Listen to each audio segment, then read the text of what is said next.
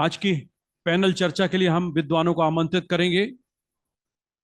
बस थोड़ा सा अनुरोध आपसे है कि कृपया अपना अपना स्थान ग्रहण करें, शांति बनाए रखें, थोड़ी सी प्रतीक्षा। और दोपहर बाद की इस पैनल चर्चा का विषय है समृद्धशाली प्रदेश के विकास में महिलाओं का योगदान। इसका उद्देश्य है ग्रामीण विकास को आगे बढ़ाने में महिलाओं की भूमिका महत्वपूर्ण होती है और सतत विकास को प्राप्त करने में लैंगिक समानता के महत्व को भी नजरअंदाज नहीं किया जा सकता। इसलिए इस विषय पर तमाम विद्वानों के सटीक विचार आपको सुनने को मिलेंगे। चर्चा के जो मुख्य बिंदु हैं उनकी ओर भी हम आपका ध्यान आकर्षित कराना चाहेंगे। शिक्षा और कौशल विकास के माध्यम से महिलाओं को सशक्त बनाना, स्थानीय शासन और निर्णय लेने में महिलाओं की भागीदारी को बढ़ाना, ग्रामीण महिलाओं के सामने आने वाली सामाजिक और आर्थिक बाधाओं को दूर करना, जलवायु परिवर्तन के प्रभावों के संबंध में ग्रामीण महिलाओं के लिए आजीविका विविधीकरण से जुड़ी हुई तमाम बातें होंगी। और इस पैनल चर्चा में जो विद्वान वक्ता सहभागिता करेंगे, हम उन्हें कुछ ही क्षणों में मंच पर आमंत्रित करेंगे और इसका संचालन करेंगी सुश्री जोयत्री रे जी, और प्रतिभागी के रूप में सुश्री सोफिया फारूकी जी, आयुक्त महिला एवं बाल विकास मध्य प्रदेश शासन, सुश्री हर्षिका सिंह आईएएस, निदेशक कौशल विकास विभाग मध्य प्रदेश शासन, श्री कैलाश वानखेड़े जी आईएएस, अपर आयुक्त यूएडी मध्य प्रदेश शासन, और डॉक्टर अंजुली जैन, मैनेट भोपाल। इन सभी अतिथि वक्ताओं से हम आग्रह करते हैं मंच पर आसन ग्रहण करें।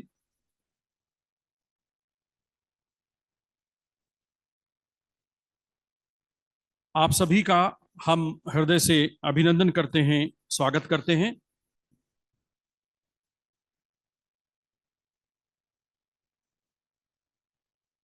समृद्ध ग्रामीण विकास के क्षेत्र में महिलाओं की भूमिका पर अतिथि वक्ताओं के विचार आपके समक्ष प्रस्तुत हो। उससे पहले हम वक्ताओं के बारे में थोड़ा सा बताना चाहेंगे। श्री कैलाश वानखेड़े आईएएस हैं, अपर आयुक्त यूएडी मध्य प्रदेश शासन में। आप 2013 बैच के आईएएस अधिकारी हैं। वर्तमान में शहरी प्रशासन और विकास विभाग में अतिरिक्त आयुक्त के पद पर कार्यरत हैं। पीएम स्वनिधि और पीएनयूएलएम के राज्य मिशन निदेशक के रूप में अपने कार्यकाल के दौरान राज्य को दोनों कार्यक्रमों में सर्वश्रेष्ठ प्रदर्शन के लिए सम्मानित किया गया है। आपकी साहित्य में भी गहरी रुचि है। आपने सुलगन और सत्यापन नामक 2 लघु कथा संग्रह प्रकाशित किए हैं। आपकी कहानी जस्ट डांस के लिए आपको 2017 में राजेंद्र यादव हंस कथा सम्मान से भी अलंकृत किया जा चुका है।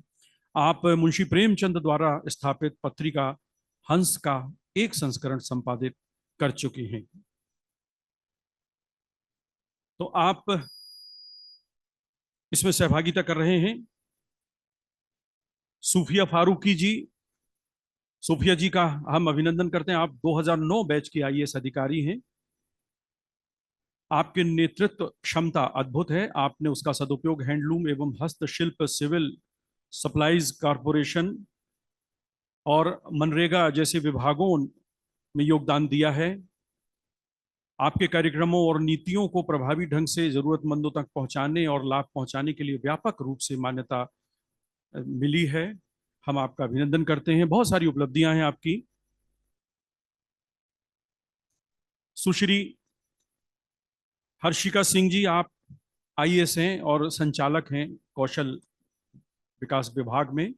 आप 2012 बैच की आईएएस अधिकारी हैं जो कि एमपी कैडर से संबंधित हैं। आपने अर्थशास्त्र में ग्रेजुएशन किया है।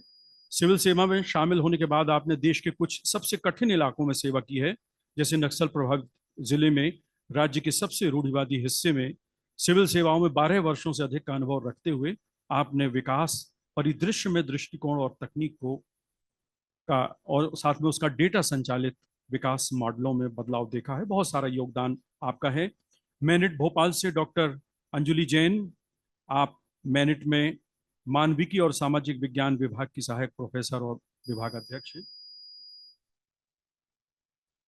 हम कुछ हमारे वक्ता नहीं हैं, हम उनकी प्रतीक्षा करेंगे, अगर आ जाएंगे तो उनको जरूर मंच पर आमंत्रित करेंगे। और सुश्री जयत्री जी वर्तमान में मध्य प्रदेश में यूएन वुमेन की राज्य लीड और पॉलिसी विशेषज्ञ जेंडर के रूप में कार्यरत हैं। इस भूमिका में आपने अंतर विषयक विशेषज्ञों के साथ मिलकर एक ढांचा और परिवर्तन का सिद्धांत विकसित किया है और बहुत सारी आपकी अभिरुचियां हैं जिसका सदुपयोग आप देश हित में कर रही हैं। आपने अनेक बाल सुरक्षा पर्यटन कार्यक्रमों का प्रबंधन किया है।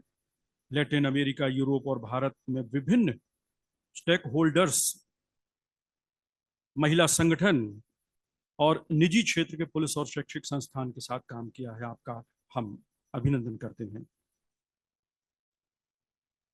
और संचालन के लिए हम बिना देर किए निवेदन करते हैं सुश्री जयत्री जी से कि इस पैनल चर्चा का शुभारंभ करें, इसका संचालन करें। Sushri Jayatri ji. Thank you and good afternoon. Lunch के बाद वाला सेशन है। सोने का एक ये होता है क्योंकि बहुत अच्छा लंच था, तो मगर हम चाहते हैं कि we will try to make this session not a boring session because we have very eminent panelists with us. मैं पहले ही बोलती हूँ कि मेरा हिंदी उतना अच्छा नहीं है, मैं बंगाली हूँ और मेरा हिंदी थोड़ा सा बंगाली जैसा ही हिंदी है, तो you have to forgive me for that. So with that I continue with this panel.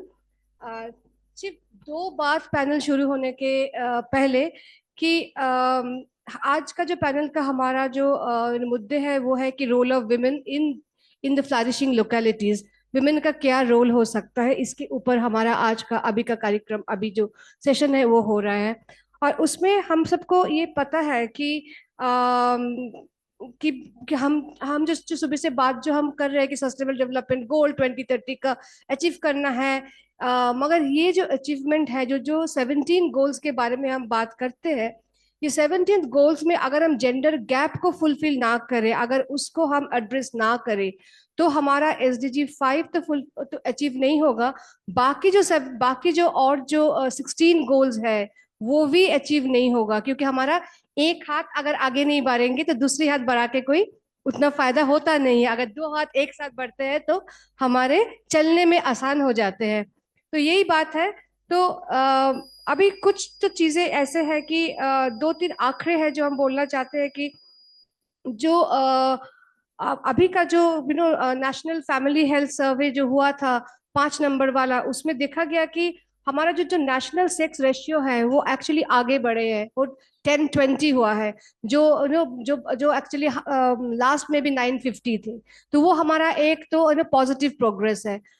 फिर आप अगर देखिएगा तो विमेन का भागीदारी की बात हो रही है तो हम देखते हैं कि 72% women ownership under the PM जो आवाज योजना है, उसमें जो ग्रामीण क्षेत्र में 72% ओन बाय विमेन।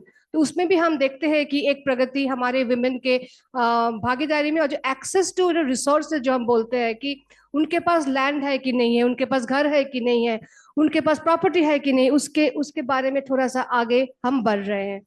69% जो हमारे जो मुद्रा लोन हुआ है वो भी 69% हमने गवर्नमेंट ने एक्चुअली वुमेन को दिए हैं। और 84% जो हमारा बेनिफिशियरी है, जो हमारे स्टार्टअप इंडिया का जो स्कीम्स है उसमें भी 84% वुमेन है। तो बहुत तो प्रगति हो रहा है, पर फिर भी ये इम्पोर्टेंट है आज बात करना कि क्षमा कीजिए जयत्री जी, बस हमारे एक और विद्वान डॉक्टर अंजुली जैन का आगमन हो चुका है और उनसे आग्रह है कि मंच पर आसन ग्रहण करें। एक हमारे वीडियो का भी एक क्रम था जिसे हमें आप विद्वानों के विचार शुरू हों उससे पहले हम दिखाना चाहते हैं आपको। बस 2-2.5 मिनट का है, आपसे आग्रह है कि उसका। भारत में महिलाएं आर्थिक योगदान, शिक्षा, स्वास्थ्य और सामाजिक नेतृत्व के माध्यम से सर्वांगीण विकास में महत्वपूर्ण भूमिका निभाती हैं। उनकी बदलती भूमिकाएं स्थानीयताओं को नया आकार दे रही हैं। अब महिलाएं आत्मनिर्भर बन रही हैं। मतलब महिलाओं की भागीदारी से बहुत सारी चीजों में मतलब बदलाव हुआ है, जैसे कि शिक्षा में, स्वास्थ्य में और आजीविका गतिविधि में। जैसे कि शिक्षा को लेकर भी दीदियां आगे बढ़ी है और उसमें बच्चों को स्कूल भेजना, जो बच्चे अनियमित थे उनको भी स्कूल में भागीदारी करवाना, आंगनवाड़ी स्कूल में जाना, देखरेख करना और गर्भवती महिलाओं का टीकाकरण। मेरे सरपंच होने के नाते महिलाओं की बहुत अधिक भागीदारी रही है। महिलाओं को आकर्षित किया, बैठकों में आने के लिए बोला गया। वो ग्राम सभा की बैठकों में महिला उपस्थित भी होती है। पहले तो जाते भी नहीं थे, हम घर से बाहर भी नहीं निकलते और किसी से बोलते भी नहीं और घूंघट निकाल लेते किसी को देख के एक दूसरे को। अभी तो हम सब कर लेते, खुद करते।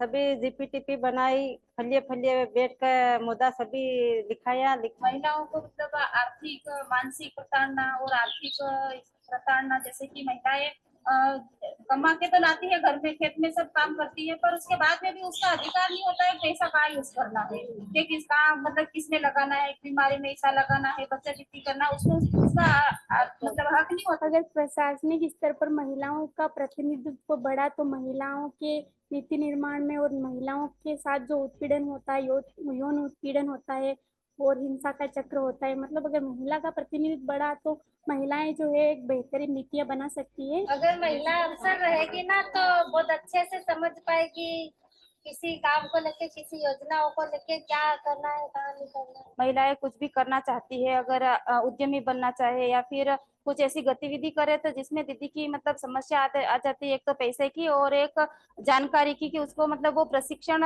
कहाँ मिले, मतलब ट्रेनिंग होना जरूरी है किसी भी काम को शुरुआत करने से पहले। तो फिर भी समाज से आगे निकल गई तो जैसे पंचायत पे गई तो पंचायत से कहीं न कहीं जाके उसको रोक मिली जाती है। महिला पुरुष के बीच जो गैप है वो धीरे धीरे मतलब पूर्ण होगा, गैप फील होता जाएगा। तो इसमें महिलाओं का अगर रिप्रेजेंटेशन बड़ा सांसद में, जहाँ पे भी प्रशासनिक इकाइयों में, तो बहुत अच्छा रहेगा। तो इसमें क्या है कि महिला तो निजी जो बातें होती है ना, पर्सनल बातें, तो वो एक महिला ही जानती है। जैसे कि महिलाएं भी काम पे जाएगी तो पति भी कमाएगा और महिला भी कमाएगी तो पैसे में थोड़ी आय बढ़ेगी। सरकारी जो काम चलता है उसमें महिला मेट दीदी है तो वो एक महिला मेट है तो वो महिला की समस्या जानती है। तो मतलब गांव में जो भी दीदियां हैं उनको मतलब सबको जानकारी देती है, वो के काम चल रहा है, सड़क का हुआ, खेत तालाब का हुआ या फिर तालाब का हुआ, उसमें दीदी मतलब बताती है, वो हाजिरी भरती है और दीदियों को भी काम दिलाती है। तो अगर वो हमको मैं चलाऊंगी घर तो वो बात मेरी नहीं मानेगा, ये भी मेरे को उसको साथ करना है। पंचायत में एकत्रित होके जैसे बैठते हैं, जो बैठक करते हैं अपन, उसमें कोई आदमी आके कुछ ऐसा बोले कि ये तुमसे नहीं हो रहा, ये क्या है, ये क्या, इस काम पे क्यों नहीं कर रहे, वो नहीं है, ये है, तो मैं उन मुद्दों को लेकर थोड़ी बहुत समस्या थोड़ी उत्पन्न हो जाती है। महिला सरपंच बन गए तो हम खुद बात करते,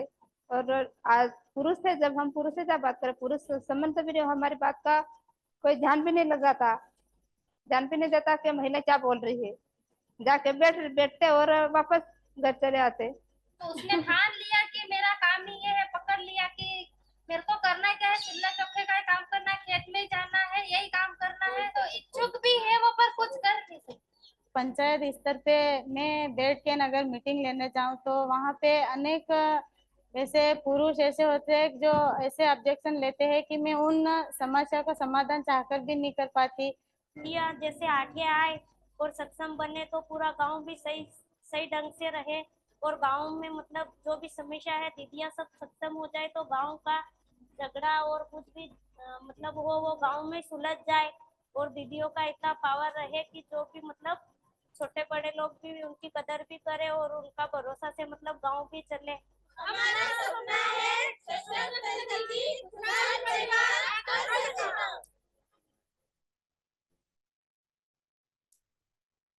धन्यवाद। एक बार तालियां आप सबकी हो जाएं तो थोड़ा सा माहौल। सूरज जी वीडियो लेकर रहे थे, और चूंकि ये विषय ही आज का समृद्धशाली प्रदेश के विकास में महिलाओं का योगदान है, और इस अवसर पर हमारे एक और अतिथि विद्वान वक्ता पधार चुके हैं, प्रोफेसर अमिताभ पांडे जी। उनको हम सादर मंच पर आमंत्रित करते हैं। आप इंदिरा गांधी राष्ट्रीय मानव संग्रहालय भोपाल में निदेशक हैं और 100 से अधिक प्रशिक्षण कार्यक्रम आपने आयोजित किए हैं कई राष्ट्रीय और अंतर्राष्ट्रीय राज्य संगठनों के साथ। आप साहित्यिक गतिविधियों में भी आगे और उन्होंने विषय केंद्रित सतत विकास के लिए कारपोरेट जैव विविधता प्रबंधन नीतियों और कार्य योजनाओं का आकलन के संदर्भ में एक पुस्तक लिखी है, उसका प्रकाशन हुआ है स्प्रिंगर नेचर द्वारा। डॉक्टर अंजुली जैन जो कि मैनेट भोपाल की ओर से हैं, हम उनका अभिनंदन करते हैं। आप मैनेट में मानविकी और सामाजिक विज्ञान विभाग की सहायक प्रोफेसर हैं, विभाग अध्यक्ष हैं और 2 दशकों से अधिक शिक्षण का आपको अनुभव है। आपके विचारों का हम सब लाभ उठाएंगे। अब मैं जयत्री जी से अनुरोध करता हूं कि परिचर्चा को आगे बढ़ाएं। धन्यवाद। हमने सब ये फिल्म देखे हैं अभी। जो हम चाहते हैं कि हम हमारे पास कुछ क्वेश्चंस हैं जो ये फिल्म के तहत भी हमारे पास आए हैं। हिंदी उतना अच्छा नहीं है, but you have to forgive me for that. But पहले जो क्वेश्चन है वो मैम सुफिया मैम को करना चाहते हैं। मैम, बहुत सारे नोटवर्दी स्कीम्स हैं जो अभी गवर्नमेंट ऑफ इंडिया ने कर रहे हैं और गवर्नमेंट ऑफ मध्य प्रदेश भी इम्प्लीमेंट कर रहे हैं। तो उसमें से सबसे बड़ी जो स्कीम अभी की बात हो रही है कि वो ना हब फॉर एम्पावरमेंट मिशन शक्ति, और उसमें बहुत सारे प्रोविजंस है, starting from women safety, empowerment, participation, safety, security, actually the entire scheme is the kind of a bouquet of services. So if you look at that, as well as if you look at other schemes like the Ladli Banner scheme, or this Ladli Lakshmi and all of that, how do you see this as acting as an enabler in the context of rural Madhya Pradesh? ये होने से महिला will be able to take role. Will they be able to show their show their leadership? How do you see this kind of spanning out in the rural context? आप सभी को नमस्कार। प्रश्न जयत्री ने बहुत तेज रफ्तार अंग्रेजी में पूछा है। मैं कोशिश करूंगी थोड़ा हिंदी में बात करने की। उनको बंगाली होने का एडवांटेज हम लोग दे सकते हैं। प्रश्न आपका बहुत बड़ा है। मैं इसको कोशिश करूंगी कि थोड़ा सा सिंप्लीफाई कर सकूं। भारत सरकार का जो विजन है महिला बाल विकास विभाग के लिए, उसमें एक जो 3 मेन धड़ है या 3 अम्ब्रेला स्कीम्स हैं, उनमें से एक बड़ा जो पिलर है या एक बड़ा धड़ है वो है मिशन शक्ति का। मिशन शक्ति पूरी तरह महिलाओं के सशक्तिकरण, उनके स्वास्थ्य, उनके स्वावलंबन, उनको हर प्रकार का लीगल सपोर्ट उपलब्ध कराने से जुड़ा हुआ है। इसको महिला बाल विकास विभाग के माध्यम से पूरे सभी राज्यों में मध्य प्रदेश सहित हम क्रियान्वयन कर रहे हैं। मिशन शक्ति में अगर हम लोग छोटे छोटे कंपोनेंट्स की बात करें तो सभी प्रकार की महिलाओं से जुड़ी हुई सभी स्कीमें शामिल हो जाती हैं। चाहे हम डोमेस्टिक वायलेंस यानी कि हिंसा से पीड़ित महिलाएं, खासतौर पे जो घरेलू हिंसा से पीड़ित हैं, उसकी बात करें, सेक्सुअल हैरेसमेंट की बात करें, महिलाओं से जुड़े हुए अपराधों में पुलिस विभाग के साथ जहाँ पे संबद्ध होके FIR करवानी है, उसमें भी महिला बाल विकास विभाग का और उसके अधिकारी का सबसे महत्वपूर्ण रोल होता है। मिशन शक्ति के तहत हम लोगों ने इन स्कीम्स को, इसके साथ में लाडली लक्ष्मी, लाडली बहना जो कि मध्य प्रदेश की स्कीम्स हैं, ये भी मिशन शक्ति के भीतर ही लाई गई है। 2-3 क्रियान्वयन के मेन बिंदु हैं। स्कीम तो बहुत सारी है, सभी प्रकार के नियमों को मिशन शक्ति में जो महिलाओं से जुड़े हुए लिया गया है। क्रियान्वयन के अगर कुछ इंपॉर्टेंट बिंदुओं की बात करें तो एक है वन स्टॉप सेंटर। इसको हिंदी में, अंग्रेजी में वन स्टॉप सेंटर कहते हैं, जिसका सिंपल मतलब ये है कि हर एक परेशानी में या विपत्ति में पड़ी हुई महिला या बालिका के लिए एक ही स्थान हर जिले में निर्धारित है। उस वन स्टॉप सेंटर पे उसको स्वास्थ्य की इमरजेंसी ऐसा नहीं कि मतलब मेडिकल इमरजेंसी है तो आप प्रेग्नेंट महिला को वन स्टॉप सेंटर ले जाएं, पर कभी कभी महिलाएं हिंसा से पीड़ित या प्रभावित होती हैं और उनको नहीं पता होता, वो घर से निकाल दी जाती हैं या विभिन्न प्रकार की समस्याएं होती है। कोई लड़की हॉस्टल में रह रही है, अपना घर छोड़कर आई है, घर से मतलब हो सकता है ना सिर्फ कि घर से पढ़ाई के लिए कारण छोड़े हो, किन्हीं कारणों से घर में भी माता पिता के साथ, भाई के साथ, बहन के साथ भी कई बार प्रताड़ना होती है, तो लड़कियां अपना घर भी छोड़ती हैं। ना सिर्फ कि घरेलू हिंसा ससुराल में या पति के घर में होती, कहीं से भी छोड़ के आई हैं, उनको जाने का कोई स्थान नहीं है, जगह भटक गई है, रास्ता भूल गई है, तो वो वन स्टॉप सेंटर पहुंच सकती हैं, जो कि आप आसानी से गूगल लोकेशन पे देख सकते हैं। हर जिले का गूगल लोकेशन पे वन स्टॉप सेंटर है। 24 घंटे वो इमरजेंसी फैसिलिटी वहाँ खुली रहती है। वहाँ लीगल सहायता होती है, वहाँ हमारा पुलिस विभाग के साथ टाई अप होता है, तो महिला डेस्क के साथ जो पुलिस विभाग का है टाई अप होता है।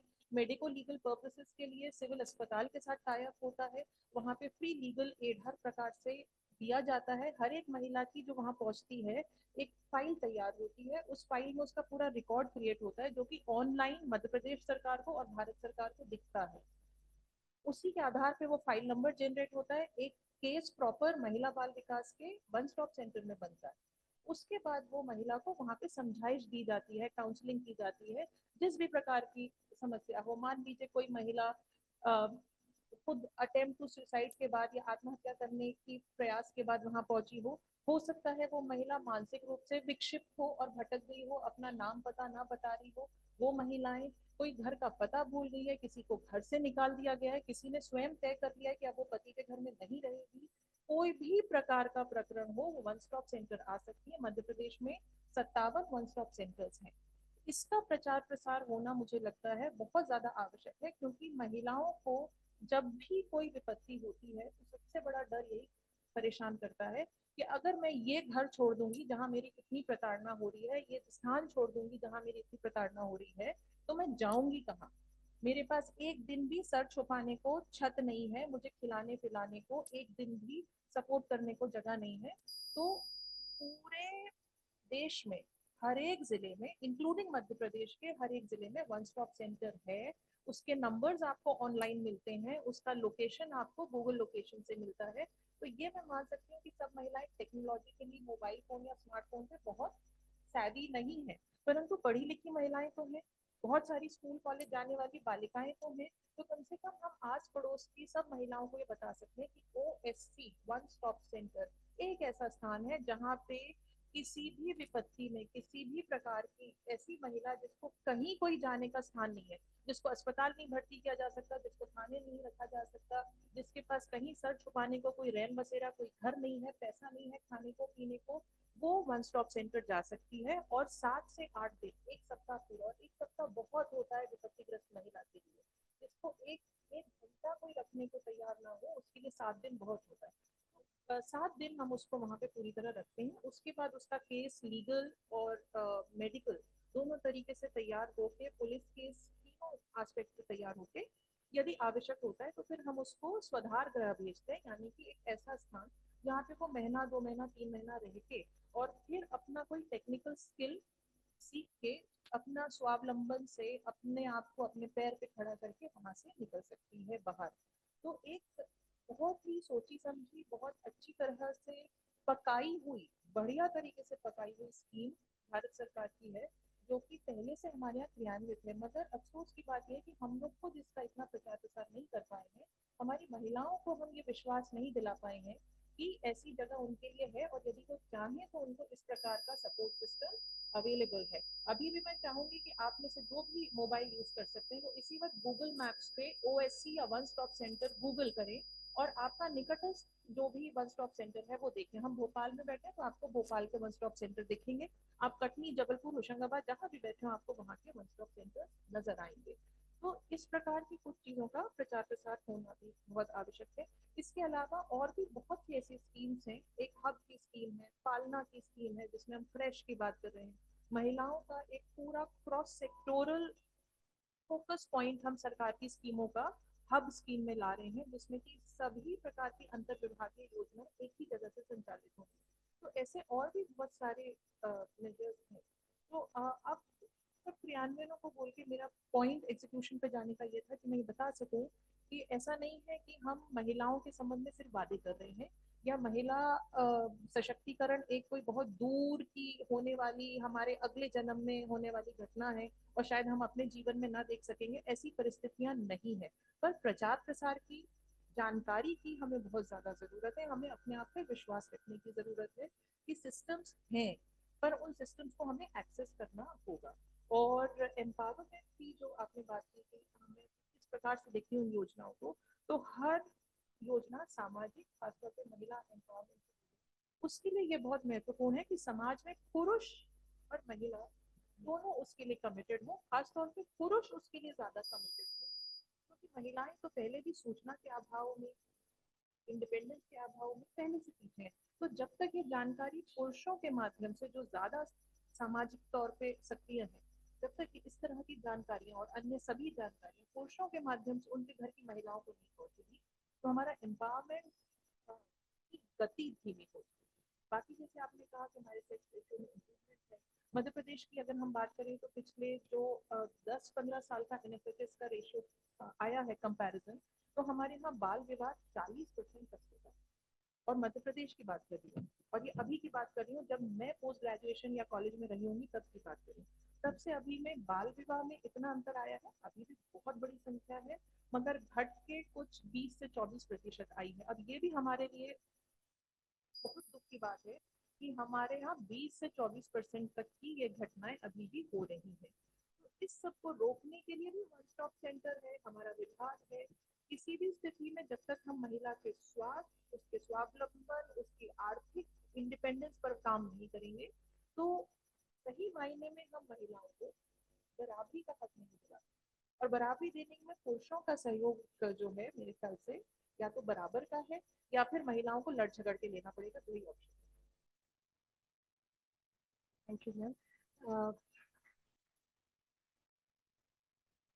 हमारा जो नेक्स्ट है वो है हर्षिका मैम को। अभी हमने जो बात कर रहे थे कि सशक्तिकरण के एक पहलू ये है कि हम कि हम कुछ करें, हम कुछ स्किल के बारे में सीखे, हम कुछ इनकम जनरेशन प्रोग्राम्स करें, कुछ ना कुछ करके हमारा कुछ रोजगार भी हो, तो हम हमारे पैर में, जो हम बोलते हैं ना कि हम हमारे पैर में खड़ा हो सके चाहिए, कि हम हमारे पास ऐसे ना हो कि हमारे पास पैसा नहीं है तो हम नहीं जा सकते हैं, हमारे पास पैसा नहीं है तो हम ये काम नहीं कर सकते। ऐसे ना हो कि हमें हमारे पास एक चॉइस हो कि हम आज रोजगार करते हैं, हमारे पास स्किल्स है, एंड मैं चॉइस करती हूँ कि मेरे को काम करना है, नहीं करना है, क्या करना है। ऐसे ना हो कि ये हमारा मजबूरी हो जाए कि हमारे पास तो कुछ भी नहीं है, रहने का जगह नहीं है तो हम कहाँ जाए, अभी मेरे पास स्किल नहीं है तो मैं क्या करूँ, मेरे पास कुछ काम करने के लिए कुछ जगह नहीं है तो क्या करूँ। ये जो मजबूरी वाला जो हमारे जो सिचुएशन हर वक्त आते हैं, ये नहीं होना चाहिए। तो अभी जो बात जो हो रही है कि अभी ये बात हम लोग सबको पता है कि जेंडर हम जब स्किलिंग के बारे में सोचते हैं तो एक तो वो जेंडर का गैप आ जाते हैं कि हमारे वो गैप सिर्फ स्किलिंग की नहीं, वो गैप हमारा आता है कि जब हम पढ़ाई करते हैं तब से लेके, तो स्कूलिंग से लेके आ जाते हैं।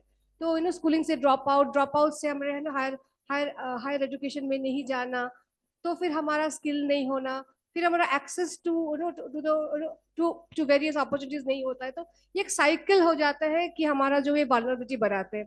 तो मैम आपके पास हमारा ये क्वेश्चन है कि how do you visualise this entire ecosystem, जो एक महिला को या बालिका को can actually make them enabling environment so that they can access this right to livelihood from the skilling, education and the entire cycle.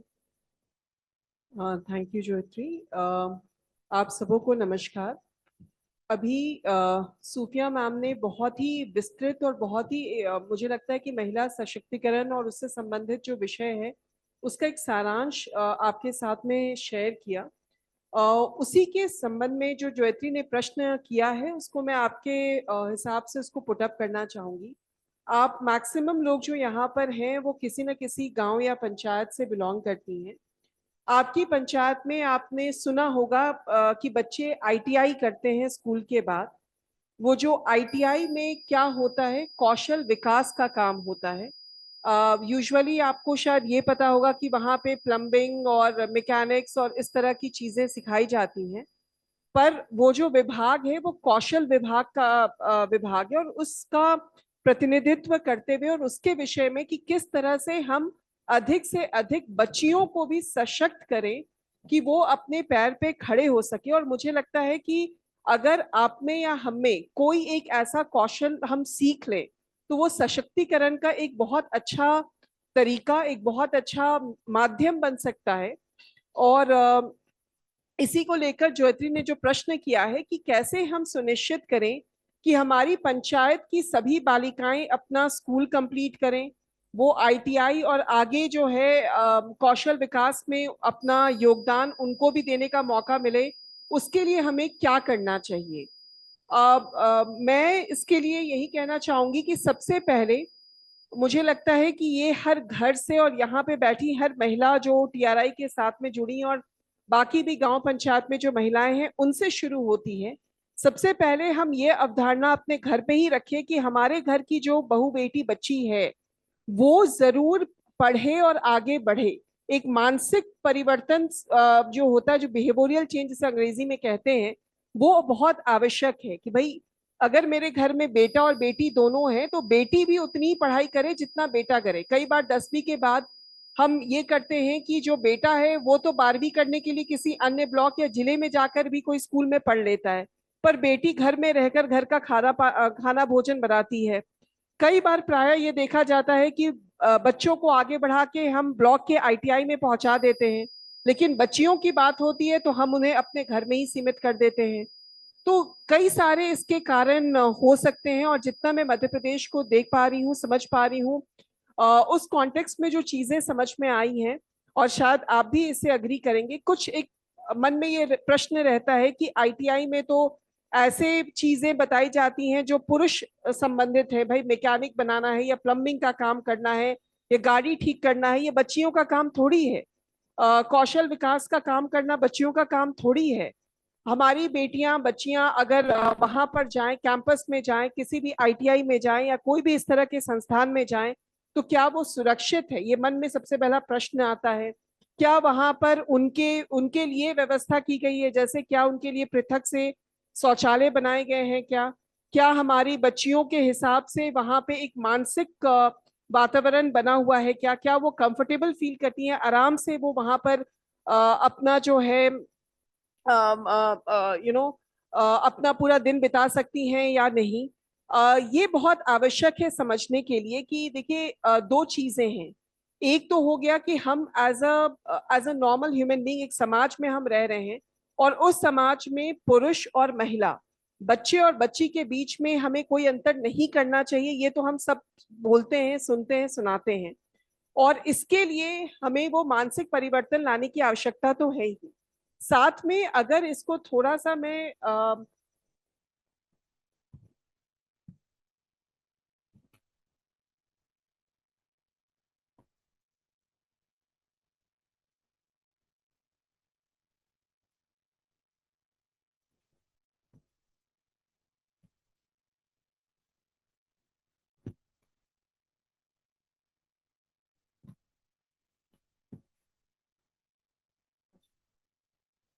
Sir sir नमस्कार sir, मैं skill department से हूँ, कौशल विभाग से हूँ, और महिलाओं में और बच्चियों को किस तरह से कौशल विकास की तरफ प्रेरित करना है उस पर चर्चा चल रही थी सर। जो अभी मैं आपसे बातचीत कर रही थी उसके अंतर्गत आपको ये बताना चाहूंगी कि प्रदेश भर के प्रत्येक विकास खंड में ITI जो है वो संचालित है। वहां पे कौशल विकास का कार्य किया जाता है, और ऐसा नहीं है कि बच्चियों के लिए जो कौशल विकास के आयाम हैं वो सीमित हैं, या वो केवल टेलरिंग और बाकी कुछ सीमित तरह के जो हैं वो स्किलिंग या कौशल विकास की पढ़ाई कर सकते हैं। उनके लिए तमाम आयाम जो हैं वो उपलब्ध हैं, और हमारे ITI में जो है एक माहौल उनको मिले जिसमें कि बच्चियां सुरक्षित रहें, बच्चियां कॉन्फिडेंट रहें जब वो आए, और बच्चे के साथ उनके जो माता पिता हैं वो भी सुरक्षित रहें, वो भी कॉन्फिडेंट फील करें उस इंस्टीट्यूशन को लेकर। इसकी तरफ हम अग्रसर हैं, और आप सबों से ये जरूर रिक्वेस्ट करना चाहेंगे इस मंच के माध्यम से कि वापस जाकर आप अपनी बच्चियों के साथ में, अपने गांव पंचायत की लड़कियों के साथ में एक बार अपने पास के ITI को जरूर विजिट कीजिए। कई बार ये मानसिक रहता है, जैसे मैंने शुरू में बोला कि ये हम सोचते हैं कि नहीं, ITI में तो प्लम्बिंग की पढ़ाई होती है या गाड़ियों को ठीक करने की पढ़ाई होती है, उसमें हमारी बच्चियां क्या करेंगी। आप एक बार वहां जाकर देखिए कैसे काम होता है, क्या पढ़ाई होती है, और कैसे हमारी बच्चियां भी वहां पर आगे बढ़ चढ़ के अपना स्थान बना सकती हैं। पुनः जयत्री आपको इस प्रश्न के लिए और आपके इस प्लेटफॉर्म के माध्यम से मुझे लगता है कि आईटीआई और महिला जो हमारे ग्रामीण क्षेत्र में निवासरत हैं उनके बीच का एक अच्छा आयाम तैयार करने में हम आगे अग्रसर रहेंगे। धन्यवाद।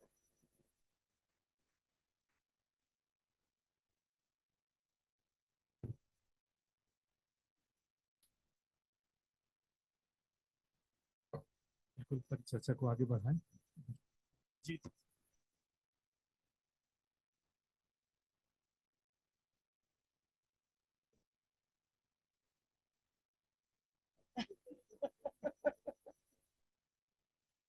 जी, माननीय मंत्री महोदय, ठीक 4:15 का टाइम था और आपकी उपस्थिति 4:15 पर हो चुकी, तो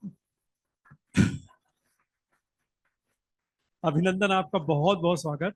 जब आप इशारा करेंगे तो आपको सादर यहाँ पर हम अनुरोध कर लेंगे। तो आपको आमंत्रित कर देता हूँ। जोरदार तालियां हमारे दूसरे सत्र के मुख्य अतिथि माननीय प्रहलाद सिंह पटेल जी।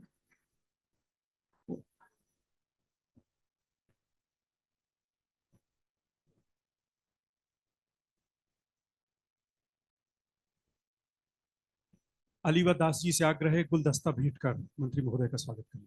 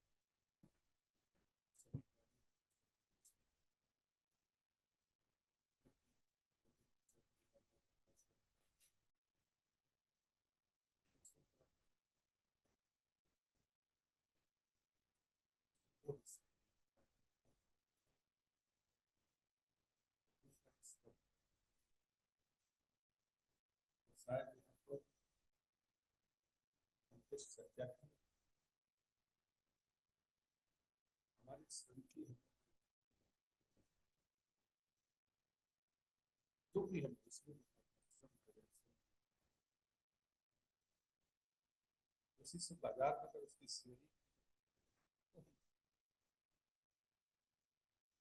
और उससे बड़ी मोटी कहावत है कि व्यापार लाभ कमाने के लिए, लेकिन परोपकार बांटने के लिए होता है। अब यहाँ पर पैसा दोनों जगह पास भी पैसा है और दूसरा जो बांट रहा है उसके पास भी पैसा है, लेकिन बात है सिर्फ नियत की कि मैं कमाने में तो भी ईमानदार हूं, कमा रहा हूं, लेकिन कमाई का कुछ हिस्सा मुझे समाज को वापस भी करना है, ये उसकी जवाबदेही है।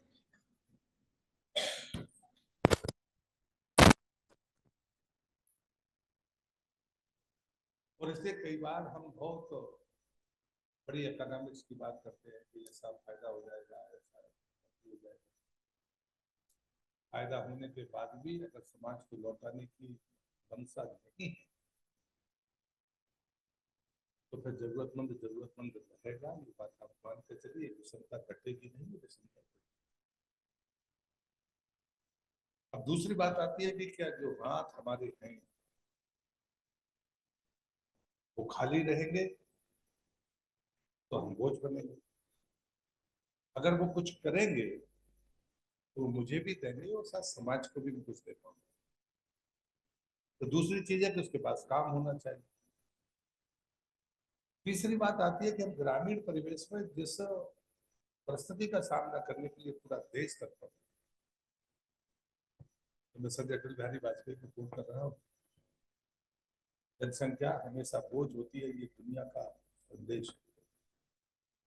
लेकिन एकमात्र दुनिया में कैसे नेता थे जिसने कहा कि हम सिर नहीं गिनते, हाथ गिनते हैं, अगर इन हाथों को काम लगा दिया जाए तो सब हम 100 करोड़ थे, 200 करोड़ हाथ एक दिन में पूरी दुनिया की भुखमरी दूर कर सकते। जब हम ये बात कहते हैं कि भाई दुनिया की भुखमरी का कारण क्या है, तो मैं हमेशा कहता हूं कि नियत के पीछे जब हम अपनी सांस्कृतिक विरासत की बात करते हैं, हमारी ग्रामीण इकोनॉमी की मैं बात करता हूँ, हमें फिर से लौटकर गांधी की तरफ जाना, हमें फिर से लौटकर पंडित दीनदयाल उपाध्याय की थ्योरी एकात्म मानव दर्शन की तरफ जाना, लोहिया के भारतीय समाजवाद को भी आपको ध्यान में रखना होगा। 3 ऐसे चिंतक हैं जिनको राजनीतिक चिंतक कहा जाता है, लेकिन तीनों ने भारतीय अर्थव्यवस्था में और खासकर ग्रामीण अर्थव्यवस्था में जो सूत्र दिए, अगर हमने आजादी के बाद उनको नजरअंदाज न किया होता तो शायद हमारी और भी बेहतर स्थिति हो सकती है। आज चुनौती क्या है? चुनौती जनसंख्या, खराबी के मुद्दे, क्योंकि जो वस्तु विनिमय के परिस्थितियों के कारण जो हमारा स्व अनुशासन वो बाजारवाद के कारण टूटा, और इसलिए गांव में आज ऐसे बहुत सारे गांव मिल जाएंगे, ग्राम पंचायतें मिल जाएंगी जहां सार्वजनिक हित के लिए कोई जमीन नहीं है। अगर आपको बड़ा मैदान बनाना है तो आपको जमीन नहीं है उसके पास। यूनिट आपने छोटा करके देख लिया, यूनिट आपने बड़े करके देख ली, अब महाराष्ट्र में जाइए यूनिट बड़ा नहीं रहेगा, यहाँ पर छोटे यूनिट बना दिए गए, ये अपने प्रशासनिक खर्चों के बोझ में खत्म तो नहीं हो जाएंगे। हमने कभी विचार ही नहीं किया कि हम यूनिट बनाने के पहले हम किस रास्ते पर जा रहे हैं, और इसलिए मुझे लगता है कि जो लागत का खर्चा है, इस लागत के खर्चे को कम करने के लिए कोई दूसरी विधा दुनिया में नहीं है सिवाय नियत के। और जब मैं सोच के आ रहा था कि आखिर बोलूंगा क्या, मुझे नहीं पता था कि किन के बीच में मुझे भाषण करना। एक बार मेरे ग्रुप पर और हमारा जो प्रभु ने मुझसे प्रश्न किया, नहीं जब मैं सत्संग में गया, मैंने स्वीकार किया चलने का, कठिन रास्ते पर चलने का फैसला किया, तुमने कहा कि तुम देखो जिस परिवेश में तुम हो, तुम्हें जिंदगी कैसी चाहिए, 20,000 रुपए की कमाई और 21,000 का खर्चा, एक जिंदगी दी। दूसरी जिंदगी है 2,000 रुपए की कमाई और 19 रुपए का खर्चा। मुझे लगता है कुछ कहने की भी जरूरत नहीं। यहाँ पैसे का वहां तो नहीं है, पैसा जिसके पास ज्यादा है वो कर्जदार है, तो जिसने अपनी जिंदगी का रास्ता कर लिया, जिसकी कमाई कम है लेकिन उसके खर्चे कम है, इसलिए बचत और बरकत उसके पास में है, वो अपना भी फायदा करेगा, जो होगा तो शायद अपने बच्चों के लिए, परिवार के लिए, समाज के लिए देने की उसकी हैसियत है। कर्जदार क्या देगा? और यहाँ पर पैसा नहीं है महत्वपूर्ण, लेकिन हमारे सोचने में जो धुरी है वो तो भाग्य से धन हो गई। धन तो बहुत है, पशुधन है, हमने उसको जीरो कर दिया, काट दिया। हमारा जंगल धन था, वन धन था, हमने उसको तिरस्कृत किया, जिसके बगैर हमारा जीवन हो नहीं सकता, उसको भी हमने कभी गंभीरता से नहीं लिया। ये माताएं बहनें जिनके प्रति भारतीय संस्कृति में सम्मान का चरम था, हमने बीच के कालखंड में किन परिस्थितियों का सामना किया है, तो देश का इतिहास और दुनिया का इतिहास इस बात का गवाह है। आज हम उन खाली हाथ बैठी मात्र शक्ति को जब हमने कोई मसाल कमाई तो हम मान के चलते हैं कि नहीं, उसके रिक्त स्थान को करने का काम अगर किसी ने किया तो मैं मानता हूँ कि समूह की कल्पना वो पंचायती राज की गांधी के पहले की भी जो कल्पनाएं थी उसका एक हिस्सा है कि कोई खाली नहीं बैठना चाहिए। समूह कोई नौकरी नहीं, अगर किसी के पास 2 घंटे बचते हैं अपने काम काज को पूरा करने के बाद, बच्चों की जवाबदेही पूरी करने के बाद, परिवार की जवाबदेही पूरी करने के बाद, किसी के पास 4 घंटे, किसी के पास 6 घंटे, अगर वो 2 घंटे में कुछ कर ले और उससे कुछ कमाई हो जाए तो परिवार को बल मिलेगा। लेकिन उसमें बाध्यता नहीं है कि आपको 8 घंटे की ड्यूटी करनी है, कि बाध्यता नहीं है। हम फिर से उसी तरफ जा रहे हैं जहां पर जवाबदेही के आधार पर, समय की उपलब्धता के आधार पर हम अपने श्रम की कीमत को वसूल सकें। लेकिन हम जब कभी सामाजिक परिवर्तन की बात करते हैं या सामाजिक सुरक्षा की बात करते हैं, मैं उन दोनों को भी देखता हूँ।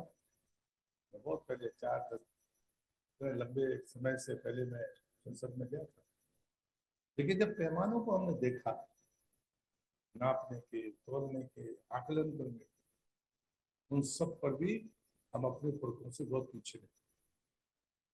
हम तकनीक हमारे पास आई, लेकिन हमारा पैमाना कभी वो परिणाम नहीं दे सका जो हमारे बुजुर्ग को कम पढ़ा लिखा करते थे। उनके मुकाबले आकलन नहीं करते।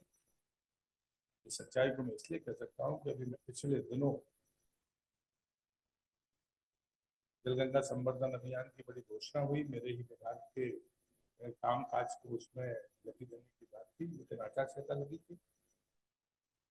तो मैंने कहा कि चलो किसी नदी को उद्गम पर जाएंगे, और मैं इसलिए कि पहले जल शक्ति मंत्री था और बेतवा के उद्गम पर गया था। भोपाल के पास मुख्य मार्ग से 100 मीटर भी भीतर नहीं होगा, लेकिन इस शहर के 98% लोग बेतवा का उद्गम नहीं जाएंगे। हमें नदी के पानी से सरोकार है, लेकिन नदी जहां से पैदा होती है उस उद्गम से हमारा कोई सरोकार नहीं। और तब मैंने कहा कि मैं नदी के उद्गम पर दिन में एक बार किसी एक नदी को उद्गम कर जाऊंगा। परसों में छपरा के उद्गम पर था, 33वीं नदी को उद्गम कर मुझे तो 4 नदियों को उद्गम पर पानी मिला, बाकी जगह एक बूंद नहीं मिली। अब ये पहला सवाल और पहली चुनौती है जो पुरखे हमें देकर गए थे, हम उसे संभाल कर नहीं रख पाए। जनसंख्या को हमने 3 गुने से ज्यादा, देश बहुत फर्क पीछे मत जाइए, देश की आजादी के समय 40 करोड़ थे, आज 140 करोड़। पानी उतना, जमीन उतनी, आवश्यकताएं हमने दुगनी कर ली। तो कई बार मैं संसद में भी मेरा भाषण है, कई बार लगता है जैसे हम अपने ही खिलाफ बोल रहे हैं। मैंने कहा कि भाई कैसे हो सकता है कि एक आदमी की जरूरत जो 10 लीटर में 12 लीटर में हमारी दैनंदिन पूरी होती थी, आज उसको मिनिमम 55 लीटर पानी चाहिए। शहर के व्यक्ति को 100 लीटर से ज्यादा पानी चाहिए। किस परिस्थिति में? जब आप 40 करोड़ से 140 करोड़ हो गए। पानी उतना ही है, जमीन उतनी ही है, और हम उसमें अपने आने वाले बच्चों के भविष्य को हमसे बेहतर बने इसका संकल्प लेने का दावा करते हैं। जब तक हम चुनौतियों को देखेंगे नहीं, हम चुनौतियों को समझेंगे नहीं। शायद जलपुर सबकी बात कह गए, लेकिन पानी के प्रबंधन पर इतने हल्के ढंग से नहीं सोचा जा सकता। हम वाटर मैनेजमेंट के बारे में भी सोच रहे हैं। भाई पानी मिलता है आपको 55 लीटर एक आदमी को, सरकार ने तय किया 55 लीटर पानी देंगे। आप परिवार में 5 लोग, कितना मिलेगा जरा हिसाब लगा लो। गांव की आबादी, पंचायत की आबादी 5000 है, 50 का गुणा कर लो। सुबह मिलेगा 24 घंटे में, आप उसको गंदा पानी बनाकर देखेंगे कहीं तो जाएगा। ये पानी तो कोई नहीं बनाएगा, लेकिन पानी के प्रबंधन पर हम उतने गंभीर नहीं है जितने हमारे पुरखे थे। आप किसी आदिवासी के यहाँ जाइए, आपको पानी का अपव्यय नहीं मिलेगा। आप गांव के किसी ट्रेडिशनल व्यक्ति के यहाँ जाइए, उसके यहाँ पर पानी का अपव्यय नहीं मिलेगा। जो जितना पढ़ा लिखा, सुविधा संपन्न, उतना ही बड़ा लापरवाह आपको मिलेगा। भी दावे ये आलोचना नहीं है, ये सच्चाई को स्वीकार करना। ये मानसिकता का सवाल है। पुलिस में जब अभी बीच में पंचायती राज के जनप्रतिनिधियों के साथ बैठा था, तो मंशा यही थी कि आप इस ढर्रे से सरकार या मंत्रालय चला नहीं सकते।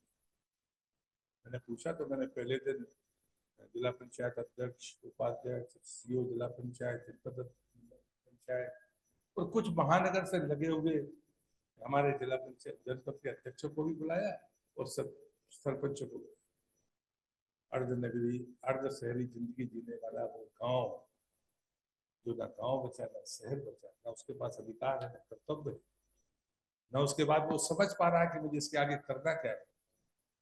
लगातार अपने ही कलम से अपने ही जानकारी में गलत जानकारी देने के लिए मजबूर है। लेकिन इस चुनौती का समाधान आप नहीं निकालोगे तो हो नहीं सकता। दूसरे दिन जनपद अध्यक्ष, उपाध्यक्ष, तीसरे दिन जिला पंचायत के सदस्य सब पैसे की मांग, मुझे इतना पैसा दे दो, मैंने कहा मैं मंत्री हूँ, अधिकार वापस करने में मुझे कोई हिचक नहीं होगी, मैं करके बताऊंगा। लेकिन आपके कर्तव्यों के बारे में भी तो मुझे पूछना है, आप क्या करने वाले। मैं यदि सरकार आपको एक पंचायत को साल भर में 1 करोड़ रुपया देती है, मैं पंचायत से सरपंच से पूछने का हक रखता हूँ, उसमें आपका योगदान करता है। यदि आप आत्मनिर्भर बनना चाहते हो तो आत्मनिर्भरता शिक्षा के आधार पर नहीं हो सकती, पुरुषार्थ के आधार पर होगी। हमारा कंट्रीब्यूशन क्या है, हमारा योगदान क्या है। हम इतनी बड़ी सफल स्टोरियां बताते हैं कि हमारी बहनें अपना काम कर रही हैं, वो अपने परिवार का गुजारा करने के लिए।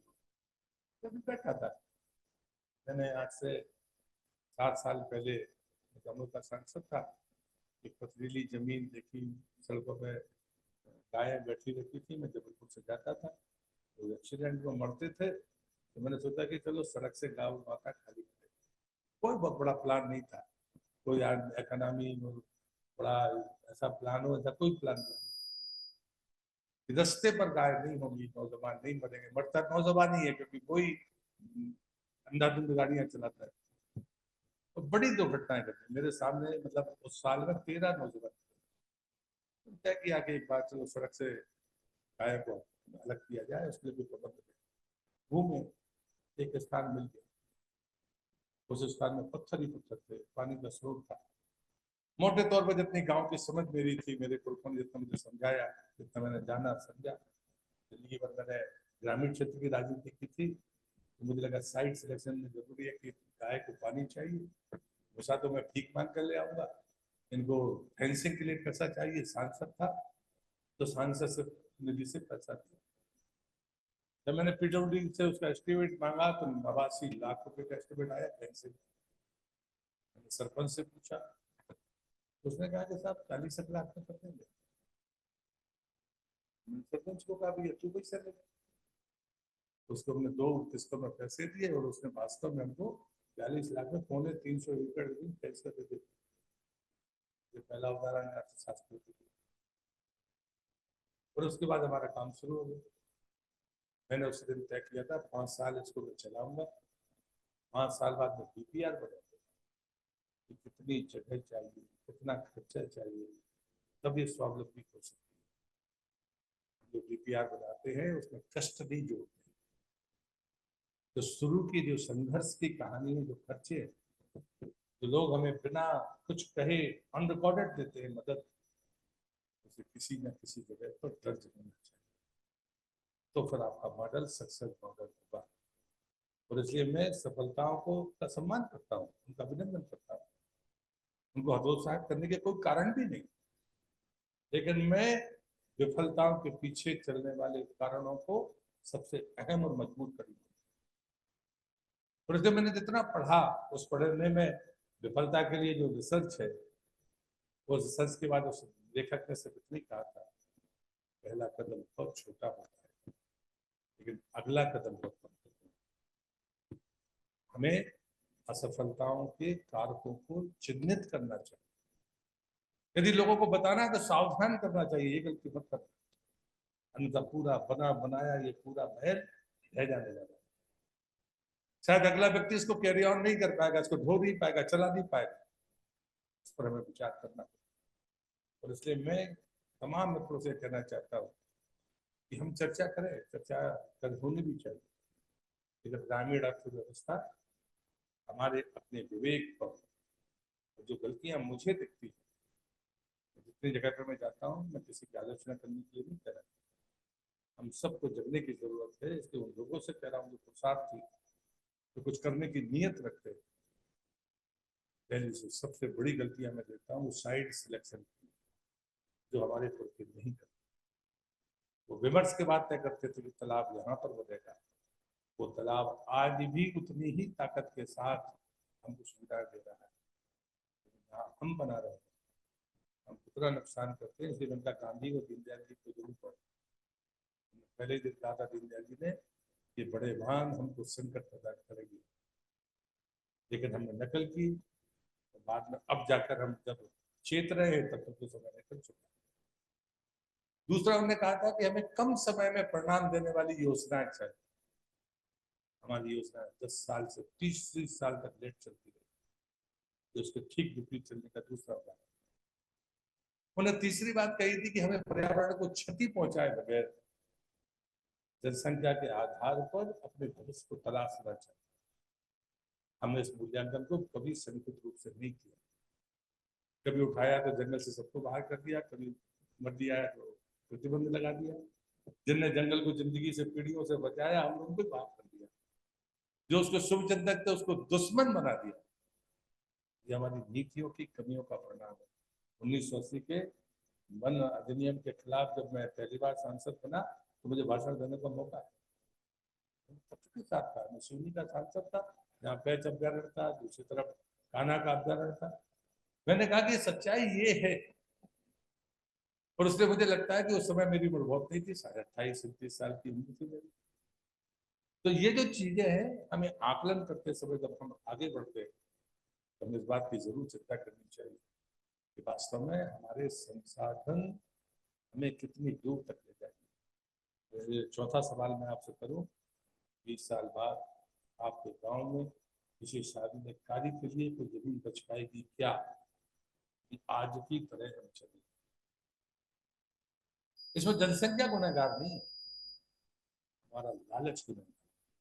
गांधी ने यही बात कही थी कि संसाधन तो है, हर व्यक्ति की जरूरत की पूर्ति हो सकती है, लेकिन एक आदमी के लालच की पूर्ति नहीं हो सकती। लालच है, और शायद आज हमारे सामने जो सबसे बड़ा संकट है वो आवश्यकता का नहीं है। आवश्यकता तो हमारी पूर्ति होगी, लेकिन लालच में हम सबको एक दूसरे को तहस नहस करने के लिए होता है।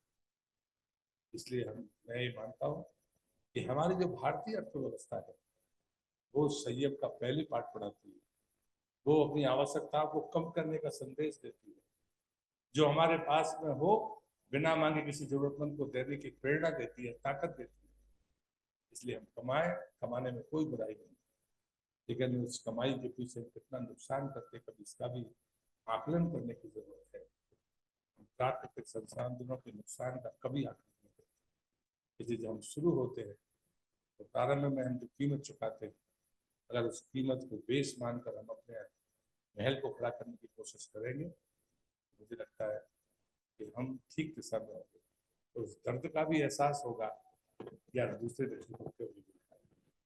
और मैं नागरिक सेक्टर के मजदूरों में काम करता था। हम सब वो लोग हैं जो श्रम के साथ अपने सुखों को भी तलाशते, अपने सम्मान को भी तलाशते।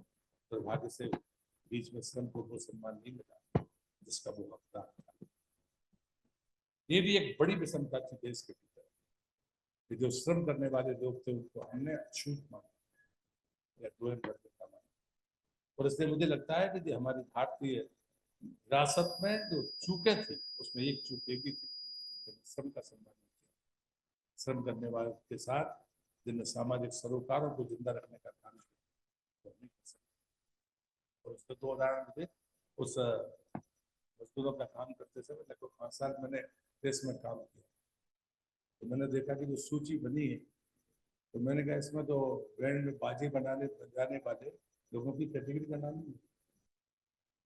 अब जो लोग पीढ़ियों से ये काम करके हमारे सुख में दुख में सब में मदद करते रहे, उनको कभी एनरोलमेंट नहीं मिला। तो दूसरा मैंने लैब से देखा कि नाई अगर सड़क पर बाल बना रहा है तो वो लेबर है, अगर लोन से उसने दुकान खोली तो वो ट्रेडर होगा। उसकी कोई परिभाषा तय करने के लिए तैयार है। मतलब ये ऐसे उदाहरण जिनने मुझे भी वो किया कि अरे ये कैसे हो सकता है। आदमी मेहनत करने जा रहा है, हमने कानून बनाए, उसकी मेहनत के पैसे में जो उसका पीएफ कटता है उसके हिस्से में जाना चाहिए। जब मैं दिल्ली में प्रदर्शन में कर रहा था तो मेरे हाथ में जो कागज था उसमें अनक्लेम्ड 27,000 करोड़ रुपया गरीब मजदूर का था, जिसका मजदूर पर क्लेम नहीं कर सकते। ये हमारी व्यवस्था का दोष था। लेकिन 2014 में जब मोदी प्रधानमंत्री बने तो हम लोगों ने प्रचार कर दिया। हमें नहीं मालूम था कि ये साल भर में पूरा हो जाए। यूनिक आइडेंटिटी नंबर मिला पीएफ का उस गरीब आदमी को, तो पता चला कि वो 6 महीने मध्य प्रदेश में काम करे, 6 महीने किसी दूसरे राज्य में काम करे, अगर उसका मेहनत का पैसा उसी के खाते में जाएगा। तो पहली बार सुधार हो तो ऐसे हमें सबसे पहले जरूरतमंद जो मेहनत का आदमी है उसका पैसा रुकना नहीं चाहिए, उसके सम्मान पर कोई चोट ना कर सके। हमारे सोचने का नजरिया होना चाहिए। हमारा प्राकृतिक संसाधन किसी भी बड़ी कीमत की इमारत से बड़ा है, उसके साथ खिलवाड़ करने की जरूरत नहीं। और मैं जब मंत्री बना तो जब मैंने पिछले 3 साल के आंकड़े देखे वृक्षारोपण के, आंकड़ों को मैं यहाँ नहीं कह पाऊंगा क्योंकि मेरी खुद की आलोचना होगी, पहले मंत्री कोई रहा। तब मैंने कहा कि ऐसी गलती मत करें। तो मुझे लगता है कि इवेंट नहीं होना चाहिए, इसके भीतर हमारी प्रसक्ति होनी चाहिए। पौधा अगर वृक्ष नहीं बन सका तो जवाबदेही तय कर दी चाहिए, क्योंकि अगर पौधा होगा तभी पानी होगा, पानी होगा तो जिंदगी।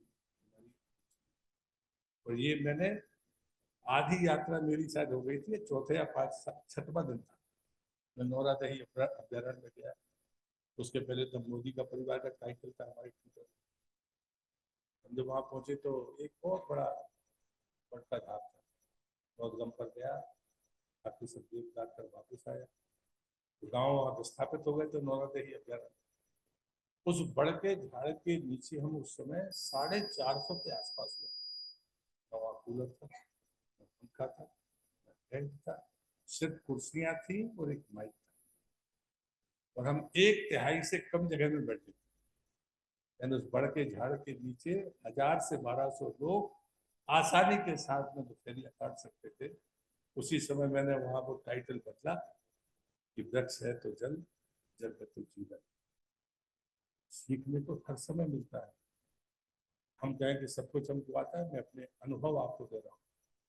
मैं कोई अलग से विचार आपको नहीं दे रहा। जिससे मैंने प्रेरणा ली है उसको मैंने पुनरावृत्ति करने की कोशिश की। जो मैंने जीवन में देखा और जितने कदम में चल सका उतना मैंने देखा है। लंका का परिक्रमावासी, ये बात हमें समझनी चाहिए कि ग्लेशियर से बहने वाली नदियां उनके अस्तित्व पर चुनौतियां हैं। लेकिन आप भाग्यशाली हैं कि आप ग्लेशियर से नर्मदा नहीं निकलती, लेकिन उसका पानी आज भी दुनिया देश के गुणवत्ता के पानियों में सबसे श्रेष्ठ पानियों में जल में एक। अगर हम उसी की चिंता नहीं करें तो वो लालच उसके किनारे तक पहुंच गया। लोग सब रेत के खनन की बात करते हैं, लेकिन उसकी छोटी झाड़ी जो उसके स्रोत होते थे वहां पर खत्म किए। मैं नरसिंहपुर जिले में पैदा हुआ, वहाँ की बंधान प्रणाली नर्मदा को ताकत देने वाली विभाग के बाद उसको खत्म कर दिया, क्योंकि गन्ने की फसल लगाना हमने पाटन की जो बंधान प्रणाली थी वो दूसरा स्रोत था नर्मदा को ताकत देने वाला, हमने उसको खत्म किया। तो इसका परिणाम है कि आज नरसिंहपुर जिले की वो नदी जिसको शेर नाम से जानते हैं, उसमें नर्मदा के पहले वो 1 किलोमीटर में 5 नदियां मिलती है, तो कभी 5 बारहमासी थी। एक भी बारहमासी नहीं, एक बूंद भी पानी वो नर्मदा में देती नहीं। हम सब नर्मदा से लेना चाहते हैं, नर्मदा को देना कुछ नहीं चाहते। मुझे लगता है कि यहीं आकर मैं अपनी बात खत्म करता हूँ। कुछ खूब लीजिए, भगवान आपको बहुत कुछ दे, जितना आप चाहते उससे ज्यादा दे, पर थोड़ा वापस करने का मन बनाकर जाइए। बहुत बहुत धन्यवाद। भारत माता की जय। बस एक पल और आपका, मैं नीरज आहूजा से आग्रह करता हूं कि स्मृति चिन्ह भेंट कर आदरणीय प्रहलाद सिंह पटेल जी का अभिनंदन करें और उनके प्रति मंच पर आकर धन्यवाद ज्ञापित करें। नीरज आहूजा जी। हाँ, ये चालू होगा, ये तो चालू। जी जी जी जी जी जी। इशारा हुआ कि वो स्वयं सुनेंगे, तो मैं परिचर्चा के लिए पुनः ज्योति जी से आग्रह करता हूं कि आगे बढ़ाएं। बहुत बहुत धन्यवाद।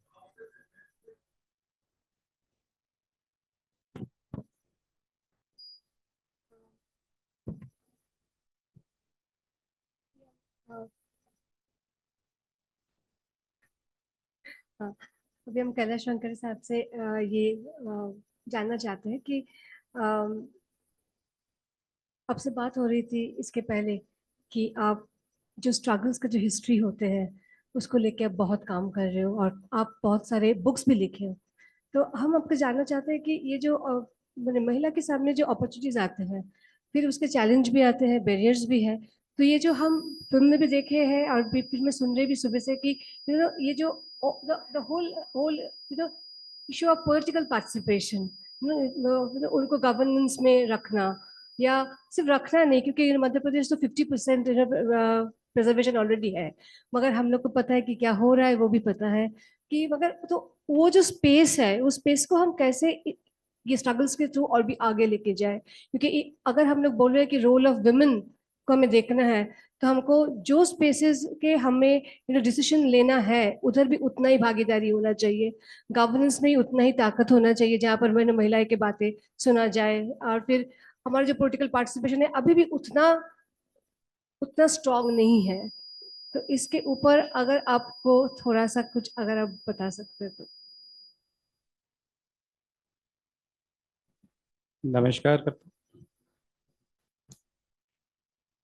दरअसल मैं दो चीज़ों के साथ अपनी बात शुरू करना चाहूँगा। माननीय मंत्री महोदय के द्वारा जो बात की गई थी उसमें से कुछ हिस्सा भी मेरे ही बात का था। स्त्री मन और स्त्री के सपने पुरुष जानना नहीं चाहता है, जानबूझकर समझना नहीं चाहता है, और स्त्री की बात, स्त्री के मन और उसकी धड़कन को समझने के लिए स्त्री सबसे महत्वपूर्ण, प्रभावी और अधिकृत व्यक्ति होती है। मैं पुरुष हूँ, ये एहसास है, बावजूद जितने अनुभव है मेरे घर, परिवार और नौकरी के, तो मुझे लगता है कि पुरुष को वो वाला हिस्सा जिसमें उसकी अपना एक अलग पुरुषार्थ, मर्दानगी और तमाम जो हमको सामाजिक रूप से पितृसत्तात्मक संस्कार मिले हैं, उसको त्यागने की जरूरत है। जो गांव है, उस गांव का अपना एक सामाजिक और आर्थिक ढांचा है। हमारे परंपरागत गांव की बसाहट को हम लोग अगर देखें तो उस बसाहट में बहुत सारी विसंगतियां और विषमता नजर आती है। गांव का मायने सिर्फ गांव नहीं होता है, गांव हर किसी के लिए एक जैसा नहीं हो सकता। गांव की जो जिस तरह से महिमा मंडन हुआ है वो सभी के लिए एक जैसा नहीं है। जो श्रम करने वाली महिला है और जिस वर्ग से, जिस समूह से वो आती है, उसके लिए गांव का मायना बहुत अलग होता है। यहाँ बैठ के गांव की कल्पना करना, जिस तरह से कहा जाता है कि बस सब कुछ अगर कहीं है तो वो गांव में है, मेरा अपना अनुभव ये कहता है कि सब कुछ नहीं है। अब हमें नए सिरे से गांव की परिकल्पना को बदलने की जरूरत है। वो जो छोटे छोटे गांव मजरे टोले में विभक्त है, चाहे वो सामाजिक दृष्टिकोण से हो, सांस्कृतिक दृष्टिकोण से हो, वो जो विभाजन है उस विभाजन को तोड़ने की आवश्यकता है। गांव के मूल स्वरूप में बदलाव की जरूरत है। हम उस गांव के उस हिस्से तक सारी सुविधाएं उपलब्ध नहीं करा सकते। वहां पर अगर प्राथमिक विद्यालय है तो वहां पर हाई स्कूल और हायर सेकेंडरी नहीं ला सकते हैं, क्योंकि उतनी जनसंख्या नहीं है, उतनी स्थिति नहीं है।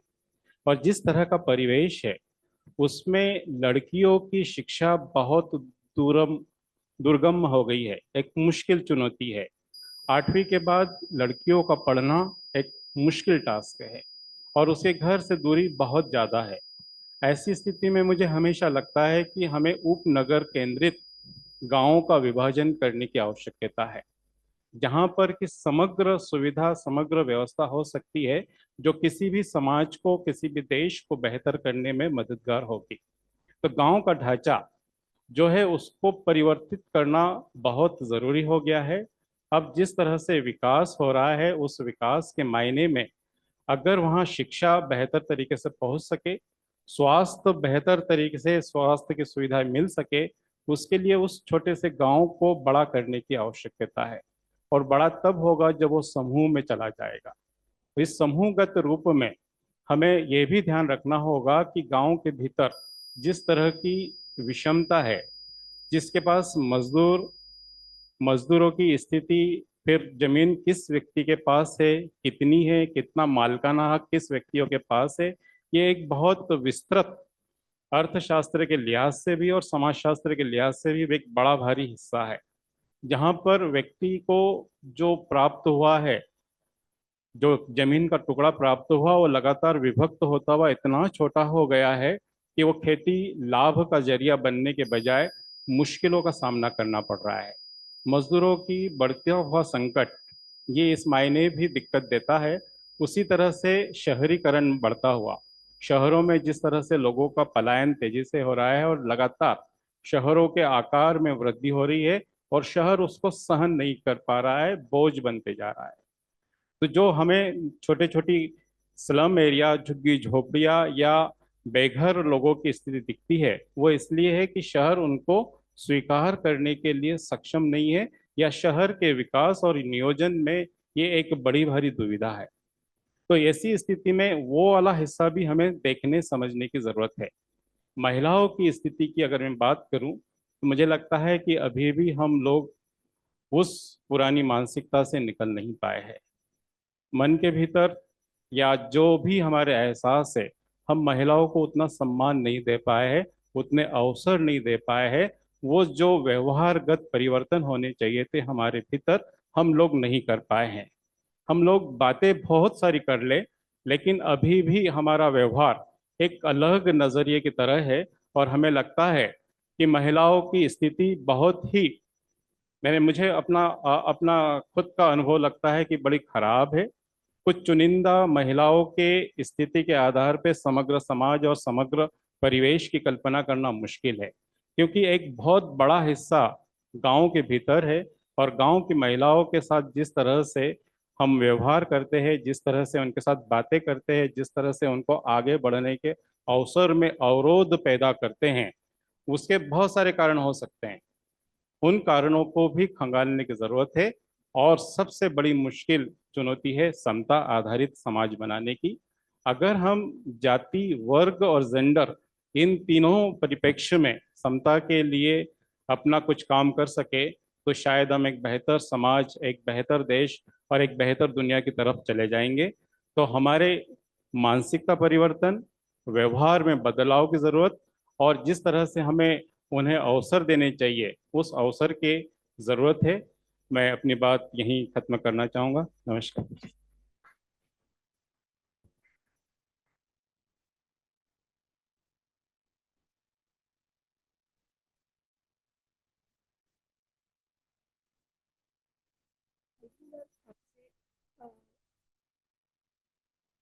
आपसे ये जानना चाहेंगे कि एज एन एकेडमिक इंस्टीट्यूशन आप जब काम करते हो रूरल सेटअप्स में या पंचायतों के साथ या महिलाओं के साथ, आपको कौन सी चीज़ लगता है कि होने से और ज़्यादा महिला आगे आ सकते हैं? एनेबलर्स क्या क्या है उनके लिए? और फिर उसमें आप जो स्किल्स के बारे में जो आप काम करते हो, उसमें आपको कहाँ पर कमी लगते हैं, कहाँ पर उसको स्ट्रेंथन करने की ज़रूरत होता है? कौन सी चीज़ और ज़रूरी है महिला के लिए जो आपको लगता है कि वो करने से उन्हें that kind of training will help in terms of actually having women coming in front in terms of leadership roles?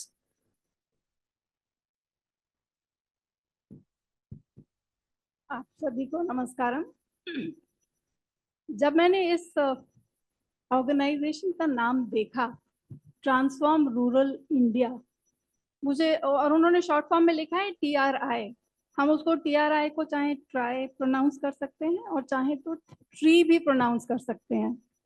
मुझे ट्री ज़्यादा आकर्षित लगा और चूंकि वो मेरे मन के भी बहुत करीब है, इसलिए मैं उसको ट्री ही समझा और ट्री के ही बारे में मैं आपको संबोधित करूंगी। अभी माननीय मंत्री जी ने जो हमको संबोधन दिया, उनके विचारों से मैं काफ़ी पूरी तरीके से सहमत हूँ और मुझे बहुत अच्छा लगा कि उन्होंने ये चिंता व्यक्त की कि पानी की आवश्यकता जो गांव में है और उसकी सबसे ज़्यादा परेशानी अगर कोई झेलती है या भुगतती है वह महिला ही है। तो उसका क्या हम एक समाधान दे सकते हैं इस समाज को? पहली बात तो ये है कि हम ऐसा समझते हैं कि पानी के स्रोत या तो नदी है या तालाब हैं, पर ऐसा नहीं है। पानी के स्रोत का सिर्फ एक ही स्रोत है और वो है बारिश। और बारिश बनती है सिर्फ या कहें एक उसका एक कंपोनेंट पेड़ बहुत इम्पोर्टेंट है बारिश के लिए। तो तालाबों के आसपास मतलब जो बोला जाता है, जो कहा जाता है और जिसकी जरूरत है बहुत ज्यादा, जो कि महिलाएं बहुत अच्छे से कर सकती हैं, जहां कहीं भी हैंडपंप हो या जहां कहीं भी तालाब हो, उसके कम से कम 1 एकड़ के दायरे में एरिया में कम से कम एक घना जंगल होना चाहिए। और उन पेड़ों में जो जो स्पीशीज वो लगानी चाहिए, वो या तो जामुन लगाए जाएं या कोई भी फाइकस की स्पीशीज हो, चाहे वह बरगद हो, पीपल हो, पाखड़ हो, कोई ये सारी स्पीशीज। तो काफी सारी जो जल की समस्या है वो महिला जो झेल रही है वो उसका समाधान हो सकता है। और दूसरी बात हम जो गांव में कर सकते हैं, जो महिलाओं के लिए भी एक जगह होगी जहां पर महिलाएं रह सकती हैं, जैसे एक ऑर्चर्ड, एक बागवान हम तैयार कर सकते हैं, एक जहां पर सिर्फ फ्रूट ट्रीज लगाए जाएं और उसमें इतनी इजाजत हो कि बच्चे जाएं या महिलाएं जाएं या कोई भी जाए, वो उनके फल तोड़ के खा सकते हैं पर घर नहीं ले जा सकते। इसमें महिलाओं की जो पोषण है उसकी भी पूर्ति होगी और बच्चों की भी, और उनके खेल कूदने के लिए और एक एंटरटेनमेंट के लिए या मिलने जुलने के लिए, कम्युनिटी लिविंग के लिए भी एक जगह हम लोग तैयार कर पाएंगे। पेड़ जो है सिर्फ इतना ही नहीं, हम इतना कह सकते हैं कि हमारे जो आधे लंग्स हैं वो पेड़ हैं। जो पेड़ देते हैं वो हम इनहेल करते हैं और जो हम वापस छोड़ते हैं वो पेड़ अपने उसमें लेते हैं। वेदों में भी कहा गया है कि प्लांट्स पर्सोनिफाई द डिवाइन। अगर हम एजुकेशन की बात करें, अगर हम हैप्पी उसकी बात करें कि लार्जर पर्पस ऑफ लाइफ क्या है, तो हम बोलते हैं कि एजुकेशन ठीक है, हमें एम्प्लॉयमेंट मिलेगा, हम उसकी कमाएंगे भी, लेकिन जैसा कि मंत्री जी ने कहा कि हमको देना भी है। पेड़ हमें देना भी सिखाते हैं और देने के लिए मजबूर भी करते हैं। आप में से जिनके घर में भी कोई पेड़ होंगे, आपने देखा होगा, आप एक आम का पेड़ लगाइए या कोई भी एक फल का पेड़ लगाइए, जामुन का हो, किसी का भी हो, पेड़ इतना देता है कि आपकी तो पूर्ति होती ही है और आपको विवश भी करता है कि आपको आसपास पड़ोसियों में, जान पहचान वालों में आप किसी को भी बांट सकते हैं। और पहले जो पुराने उसमें परंपरा थी कि आप खुद कंज्यूम करने से पहले दूसरों को बांटिए। तो महिलाओं की काफी समस्या जो है पेड़ों से भी एड्रेस हो सकती है और बहुत सारी चीजें हम इस तरीके से कर सकते हैं। उसमें दूसरी बात ये भी आती है, जैसे एक बलराम तालाब करके एक योजना शुरू हुई थी, जो सरकार की योजना थी, जिसमें ये था कि सरकार ने सब्सिडी दी थी, आप तालाब अपने खेत में आपका जो भी है उसके लिए एक सब्सिडी दी है, आप तालाब बनाइए और फिर खेती करिए। तो जो ये रेनफॉल की वजह से कि इस बार बारिश अच्छी नहीं हुई और हमारी खेती बाड़ी प्रोड्यूस उतना अच्छा नहीं हुआ, तो उसकी समस्या का भी समाधान वही था। हम बच्चों को, हम महिलाओं को इस तरीके से शिक्षण दे सकते हैं कि पेड़ हमारे लिए कितने इम्पोर्टेंट हैं और सस्टेनेबल डेवलपमेंट के लिए, रूरल एरियाज को ट्रांसफॉर्म करने के लिए यही एक जरिया है जिसके द्वारा हम कर सकते हैं। धन्यवाद। हम लोग फिर से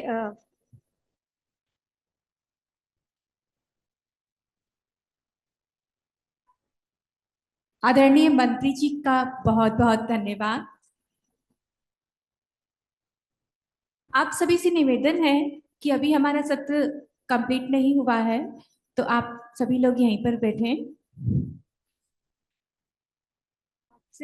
आपसे ये था कि हम सुबह से बात कर रहे हैं कि अभी जो बात जो हो रही है कि विमेंस एम्पावरमेंट के मतलब सिर्फ ये नहीं होता है कि उनके पास जॉब्स हो जाए, कि उसके पास इकोनॉमिक एम्पावरमेंट हो जाए।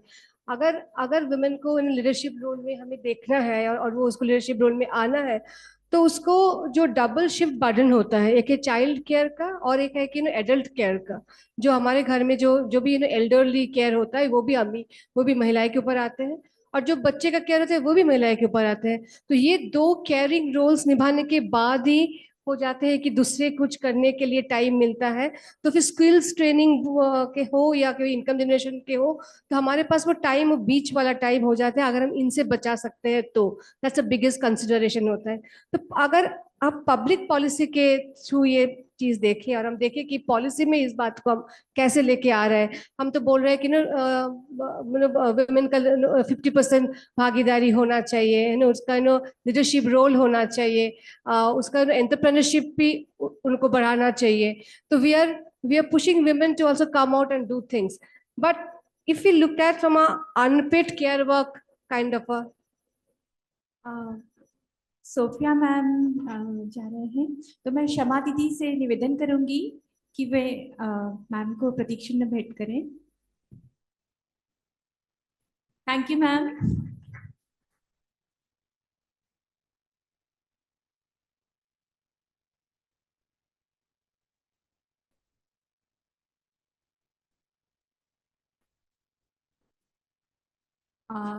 सॉरी मैम, हम लोग इसको कंटिन्यू करते हैं। No problem, okay.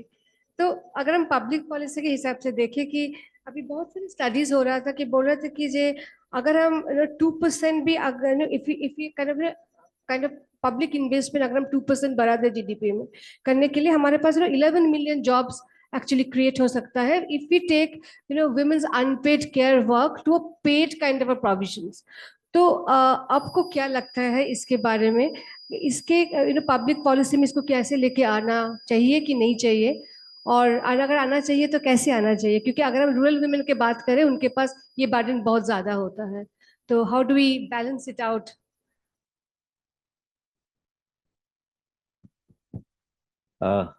धन्यवाद एक तो बुलाने के लिए।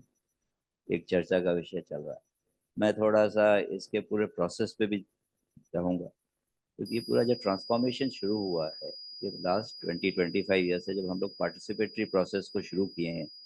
हिंदुस्तान में भी शुरू हुआ है, मध्य प्रदेश में काफ़ी प्लान तरीके से किया ये पूरा प्रोसेस। अगर आप देखेंगे तो दो प्रोसेस इसमें चले थे, एक तो इंडिविजुअल कैपिटल डेवलपमेंट था, दूसरा कलेक्टिव का था। इंडिविजुअल का जो सोशल सिक्योरिटी स्कीम्स का लोगों को पहुंचाना, उससे उनको मजबूत करना, अब वो एक्सेस रीच सवाल जो कितने परसेंटेज हुए, but then gradually the transformation started happening. वो चीज़ अब काफ़ी समय बाद जब मैंने जितने भी स्टडीज़ किए हैं सहारियास में, बड़वानी में, मंडला में, पूरे करीब करीब सारे जिलों में हम लोग कई अध्ययन किए हैं, तो उसमें ये पाया कि ये चेंजेस आने लगे। इससे तीन चीज़ आपका होने लगा जो खासकर महिलाओं के उससे हुआ। एक तो उनका सोशल कैपिटल डेवलपमेंट करते, उनके आपसी जो संगठन मिल करके वो लोग काम करने लगे, और इसमें उससे उनके काफ़ी साथ आए, एक दूसरे को सहारा दिए, एक दूसरे को सहारे से फिर अपनी समस्याओं को हल करने लगे। क्योंकि मैंने कई सारे सहायता समूह की मीटिंग करी, इन सब में देखा है, तो उन्होंने ये कहा है कि हम एक दूसरे को मदद करके समस्याओं का हल करते हैं। इनिशियली जैसे पुराने स्टडी कहते थे कि सोशल अरे पहले आपके रिस्क वाले हुए, बाद में then development work came up. Secondly आपके जो कलेक्टिव एक्शन वर्क काफ़ी हुआ, समूह मजबूत हुए, समूह ने उस पर कई सारे आगे अपने फाइनेंशियली अपने आप को फिर सुदृढ़ किया, उन्होंने मजबूत करके। इशू यहाँ पर ये आता है कि आपका जो तीसरी चीज़ जो चल गई बीच में, बिकॉज ये करीब मैं 2004-05 से चला आया, उसके साथ साथ वाटरशेड कमिटीज़ के भी बहुत सारे काम चले, तो मल्टीपल रिसोर्स में भी फिर वुमन धीरे धीरे बाहर आने लगी एंड दे स्टार्टेड पार्टिसिपेटिंग। तो इनिशियली जो आप कह रहे थे कि पहले घर से बाहर आना वाला जो मुद्दा था वो बहुत कम होने लगा। Being member of the committee, initially तो आकर के खाली बैठती थी, फिर भागीदारी होने लगी, बोलने लगी। स्व सहायता समूह में उनका पार्टिसिपेशन काफ़ी इंटेंस था, बिकॉज होमोजीनियस ग्रुप होने के कारण उसमें हमने कई इंटेंस देखे, एंड उनके परफॉर्मेंस में ये चेंज आया कि they started questioning the panchayat also. कई जगह ये आया कि हम पंचायत से सवाल पूछने लगे। तो एक अच्छा जो आप पार्टिसिपेशन कहते हैं, तो Einstein talks about ladder of participation. तो लैडर ऑफ पार्टिसिपेशन में डिसीजन मेकिंग में जब आने लगते हैं, तो डिसीजन मेकिंग में रोल प्ले करना is what we can consider as a participation. वो मैनिपुलेशन है, एप्लीकेशन है, देन जस्ट टोकनिज्म है, so all part of it. तो वो बट डिसीजन मेकिंग में जब ये आने लगे तो they have been actively getting it done. वो एक बात था। दूसरा हमने ये देखा है कि जो entrepreneurial activity started coming up, आप कह रही थी कि स्किल डेवलपमेंट के हैं, and this exercises and going on. शुरुआत जो भी हमारे सिंपल सिंपल एग्जाम्पल्स आए, मसाला बनाइए, सिलाई करिए, but that made them strong. वो धीरे धीरे अपना इन चीज़ों में आने लगी। और कियोस्क भी चलाते देखा मैंने। बड़वानी में एक 12th क्लास वुमन थी, वो अपने परिवार को भी संभाल रही थी और कियोस्क चला रही थी। सो एजुकेशन जिनके पास था उसी के अकॉर्डिंगली वर्क भी हम डिस्ट्रीब्यूट करने लगे। So there were several cases. Then issues थोड़े से मैं चाहूँगा, जैसे सोशल कैपिटल में प्रॉब्लम आ रही है। आपका बॉन्डिंग अच्छा हुआ विद इन द ग्रुप, काफ़ी मजबूत हो गए हैं। इनका ब्रिजिंग जो फेडरेशन वाले चीज़ें हैं वो मुझे लगता है कि अभी उतने सुदृढ़ नहीं हुए हैं। सरकारों से लिंकिंग बहुत अच्छा है, अब सरकारों तक रीच पहुंच गई है। दीदी लोग का जैसे कि मैं बड़वानी में काम कर रहा था तो बोले जब हम सड़क पे निकलते हैं तो ट्रैफिक रुकता है रोड क्रॉस करने के लिए। So that's a good sign, they are reading themselves कि we are a recognised community and we are doing it. आप जो कह रहे हैं पब्लिक पॉलिसी में compensating for their double work, if government has some scheme where they can be there. Secondly, यहाँ पे role of family becomes more important. Role of family is important now because if husband है, so they also need to be contributing into the, if a woman is working, woman is generating income for the family, then there is a role which husband comes. And urban में ये transformation आ गए हैं। Urban में अब husbands have started also participating into आपके घर के कामकाज में, बराबरी के पैटर्न्स आ रहे हैं। अब अगर स्टडी करेंगे तो आपको फैमिली इसमें मिलेगा। वो old pattern of capitalistic society हमारी थोड़ी कम हुई है, बट रूरल एरियाज में ये परिवर्तन उतनी तेजी से नहीं आया। इसके लिए इंटरवेंशंस हमें करने होंगे, क्योंकि जब आप कंपनसेट कर रहे हैं तो दैट में भी ऐसे पॉलिसी और एक्सेप्टिंग देम, ऐसे वो एक तरह से उनका डबल एक्सप्लॉइटेशन थियरी को आप एक्सेप्ट कर रहे हैं कि नहीं आप एक्सप्लॉइट होइए, हम आपको पैसा देते हैं। But is it correct? उनके लीजर टाइम कहाँ है, उनके एंटरटेनमेंट टाइम्स कहाँ है? Because where the man is doing it. तो वो अब पब्लिक पॉलिसी में हम राइट इशू से देखेंगे, इक्विटी इशू से, तो फिर जस्टिफाइबल नहीं है। तो societal change is more important. Societal, we can come with the public policy of working with the changing a transformation, and rural is transforming. एक ट्रांसफॉर्मेशन अगर आप स्टडी करिए, दीदी लोग बताएंगे। अब कामकाजी बहुएं पसंद की जा रही हैं गांव में भी, ऐसा नहीं है कि उनका, इसका मतलब कि society is accepting that. Now the exchange ऐसा हो कि there has to be equal labour. आप भी उतना ही फैमिली को, क्योंकि चाइल्ड आप भी संभालिए, परिवार हम भी संभालें, पेरेंट्स आप भी संभालिए, हम भी संभालें। So this policy, social policy intervention यहाँ जरूरी है, rather than coming with a monetary incentive, because monetary incentive से हम उनको justify करना चाह रहे हैं कि आपका labor है, but then we are paying it and we are supporting the capitalistic society. उस चीज को हम encourage कर रहे हैं। but अगर social change policy में जाएंगे, we have to work on the social change dimension. Yeah. ज़्यादा टाइम नहीं लेंगे आप लोगों का। I know that the room is quite खाली and also I think everybody is tired to go back home. सिर्फ और 1 मिनट सबके लिए कि पहला तो हम हर्षिका मैम को पूछेंगे। हर्षिका मैम, अभी तो एग्रीकल्चर में सब्सिडीज की बहुत बात हो रही है कि and there was a study by, I think it was done by McKinsey, where it says that 45 to 50 billion dollars will be actually, it will reach to that extent by 2030 in India.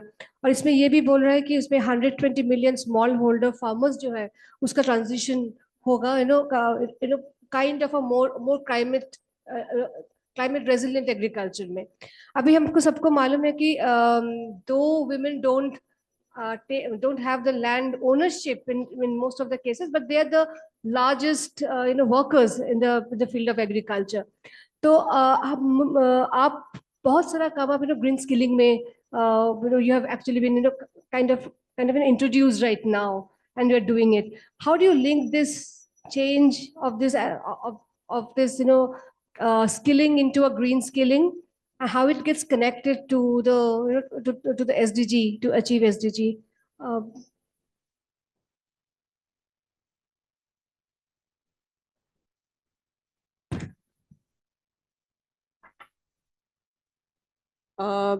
ज्योत्रा, basically इसको अगर हम सामान्य शब्दों में समझें तो आज की डेट पर हम प्राकृतिक खेती की बात करते हैं। आज की डेट पर हम ऐसी खेती की बात करते हैं जो कि हमारे एनवायरनमेंट के लिए किसी भी तरह का कोई प्रदूषण ना जनरेट करे। आज की डेट पर हम इसकी भी कोशिश करते हैं कि भाई हम बिजली का खपत कैसे कम करें, क्या हम सोलर एनर्जी को, सूर्य किरणों का भी जो है पूरा उपयोग करें, विशेषकर जब हम भारतवर्ष में रहते हैं और यहाँ पे हमें ये भगवान की कृपा है। तो इस तरह के माहौल में जिसको हम बिल्कुल सस्टेनेबल या मैं बोलूं कि प्राकृतिक तरीके से खेती की बात हम करते हैं। और जहां तक स्किलिंग की बात है, इसके लिए इम्पोर्टेंट ये है कि जो कौशल, देखिए कुछ चीजें तो खेती गांव पंचायत के लोग हमसे आपसे ज्यादा अच्छा जानते हैं और वो करते हैं। उसमें जो तकनीक है किस तरह से उसे किया जा सकता है, किस तरह से जो ग्रीन एनर्जी का इस्तेमाल है, चाहे वो सोलर पैनल लगाकर जो है मोटर का खर्च जो है, बिजली का खर्च है, उसको कम करना है। आजकल कई सारे जो फ्यूचर स्किलिंग है जिसमें हम एआई का इस्तेमाल करके, हमारी दीदियां यहाँ बैठी हैं आपके लिए ये कि कंप्यूटर का इस्तेमाल करके क्या हम एक क्षेत्र में ये देख पाएंगे कि भाई क्या हमारे कौन से पेड़ में कीड़ा लग रहा है, कौन सा पेड़ ठीक है, उसका आकलन कर सके और आकलन के अनुसार जो है उसमें हम उसका देखभाल कर सके। तो हमारा जो खेती का जो प्रोडक्शन है, जो उसका उपजाऊ का जो प्रतिशत है वो बढ़ोतरी होगा। इसको लेकर संचालनालय से, हमारे कौशल विकास संचालनालय से हम लोगों ने पहली बार प्रदेश में ग्रीन स्किलिंग को लेकर हरित कौशल विकास को प्रोत्साहित किया है। और हम कोशिश कर रहे हैं कि हमारे प्रत्येक जिले में, आज की डेट में हमारी दीदियां हैं, आपको मालूम है कि माननीय प्रधानमंत्री जी ने ड्रोन के इस्तेमाल के लिए, ड्रोन दीदियों के लिए कार्यक्रम शुरू किया है। अब ये इसके लिए फंड तो अवेलेबल होता है, लेकिन उसका संचालन कैसे करना है, अगर खराब हो जाता है तो उसको देख रेख उसका कैसे करना है, ठीक कैसे करना है बिना कोई पैसा खर्च किए, क्या हमारी दीदियां सशक्त हो सकती हैं उसको चलाने के लिए। हमारे पास एक छोटा सा खेत है, उसमें बिजली का बिल बहुत लग जाता है पानी इत्यादि के लिए। उसमें क्या हम सोलर या सूर्य ऊर्जा का इस्तेमाल करके सोलर रूफटॉप लगा रहे हैं, तो उसका इंस्टॉलेशन, उसको हम उसका देखभाल कैसे कर सकते हैं। ये जो नए इस तरह के जो मैं कहूंगी कि ऑप्शंस निकल के आ रहे हैं कृषि के क्षेत्र में या ग्रामीण विकास के क्षेत्र में, उन सब की स्किलिंग, उन सब का कौशल विकास करना भी हमारा एक लक्ष्य है। और हम कोशिश कर रहे हैं कि गांव-गांव, घर-घर ये स्किलिंग ऑप्शंस हम आपको दें। अभी तो हमारे आईटीआईज में ये आपको मिल पाएगा, लेकिन आगे चल के हम लोग रिमोट स्किलिंग की बात भी कर रहे हैं, जहां पर लोग घर पे बैठकर अपने अपने गांव पंचायत में भी इस कौशल विकास का हिस्सा बन पाएंगे। आप अपने मोबाइल प्लेटफॉर्म का इस्तेमाल करके और आपके खुद के आंगनवाड़ियों में, आपके खुद के जो पंचायत भवनें हैं उसमें ये स्किलिंग सिखाया कैसे जा सकता है, कैसे आप सशक्त हो सकते हैं, कुशल बन सकते हैं, उसके लिए भी हम लोग प्रयासरत हैं। और मुझे पूरी उम्मीद है कि जिस तरह से अभी, जैसा प्रोफेसर साहब ने बताया कि जो अनुभव रहा है मेरा फील्ड में, चाहे वो ट्राइबल क्षेत्रों का रहा, क्योंकि मुख्यतः मैं ट्राइबल क्षेत्रों में ही मुझे काम करने का मौका मिला, वहां पे मैंने देखा जो एसएचजी नेटवर्क है उनको अगर हम वास्तव में ग्रीन स्किलिंग पे भी अगर हम कौशल विकास उनका करते हैं तो वो एक रिवोल्यूशन के रूप में, एक क्रांति के रूप में आता है। और सबसे अच्छी बात है इनके बीच का डिमॉन्स्ट्रेशन इफेक्ट, एक दीदियां दूसरी दीदी के लिए मास्टर ट्रेनर के रूप में बन के आती हैं। और मैं ये भी बताना चाहूंगी कि कौशल विकास के माध्यम से अभी क्या होता है कि फॉर एग्जाम्पल स्वयं सहायता समूह की दीदियों की ट्रेनिंग या स्किलिंग की बात या कौशल विकास की बात, कोई एक ट्रेनिंग कोई देता है, यानी कि कोई एनजीओ देता है, कभी जो है कोई अन्य विभाग के माध्यम से कोई ट्रेनिंग होती है। आगे चल के कोशिश ये है कि एक अम्ब्रेला के अंदर, स्किल डेवलपमेंट विभाग के अंदर एक जगह पे जो है जिसकी जो आवश्यकता है, हर इंसान की स्किल गैप एनालिसिस के हिसाब से उसे किस तरह से हम कौशल बना सकते हैं, उसकी पूरी कार्ययोजना लेकर हम अगले 1-2 महीने के अंदर सामने शासन के सामने प्रस्तुत करने जा रहे हैं, जिसमें अपेक्षा ये है कि मध्य प्रदेश में निवासरत 7.5 करोड़ लोग सभी किसी ना किसी फील्ड में कौशल हो, और उसमें फ्यूचर स्किलिंग या ग्रीन स्किलिंग का बहुत इंपॉर्टेंट रोल रहेगा। धन्यवाद। Thank you very much Harshita.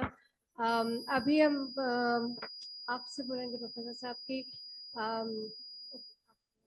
जी, आपका अगर आपको 2 रिकमेंडेशन देना है कि रोल ऑफ वुमेन को लेके how they can actually demonstrate their leadership even more, already they are demonstrating, but उसके लिए स्पेस जो है, उसके लिए आपके जो डिपार्टमेंट है जो अर्बन प्लानिंग देखते हैं, वहाँ पर अगर हम सोचे तो उसको हम कैसे इंटीग्रेट कर सकते हैं, ये वॉइसेस ऑफ अर्बन वुमेन।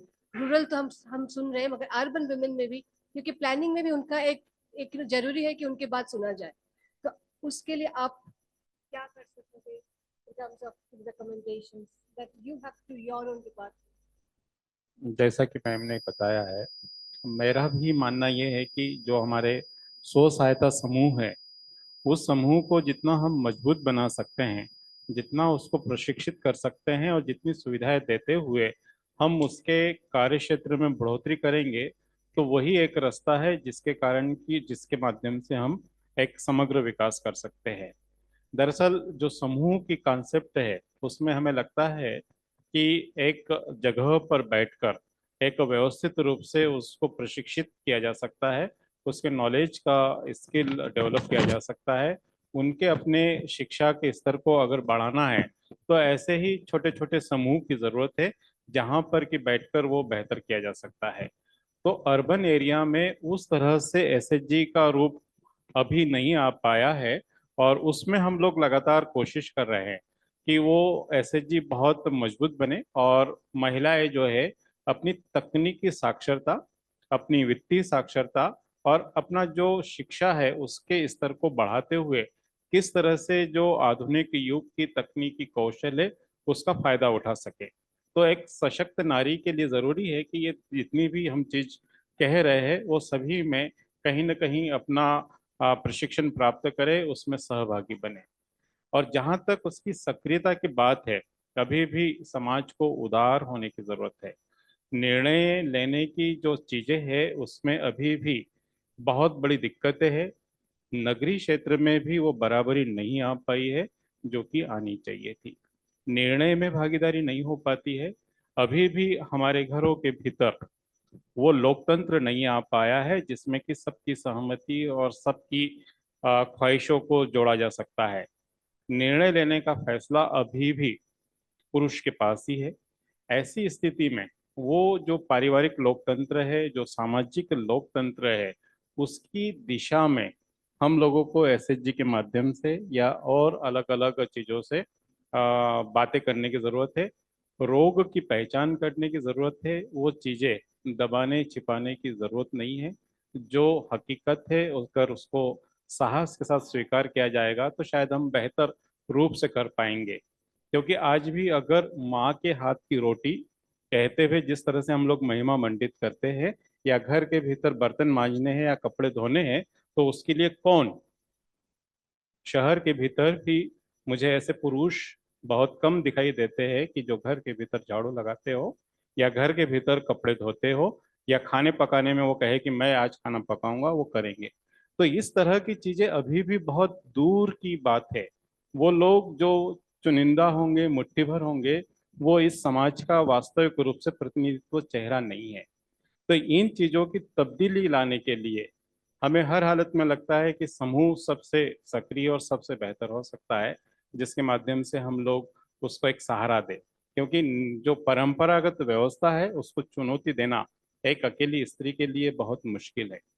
एक लंबा इतिहास अगर हम लोग सामाजिक इतिहास की तरफ भी देखें तो अकेली धारा के विरुद्ध लड़ने वाली, बोलने वाली स्त्री को कभी भी बहुत अच्छा नहीं माना जाता है। अभी भी हमारा समाज बहुत ज़्यादा बोलती है या बहुत ज़्यादा मनमानी करती है, अपने मन की करती है, उस तरह की लड़की को, उस तरह की महिला को वो सम्मान नहीं दे पाता है। तो सम्मान देने की बात है, और ये तब हो पाएगा जब उसके साथ कहीं ना कहीं कोई सपोर्टिंग सिस्टम होगा, कोई उसकी सपोर्टिंग व्यवस्था होगी, और वो व्यवस्था एसएचजी के माध्यम से ही हो सकती है, ऐसा मुझे लगता है। शुक्रिया।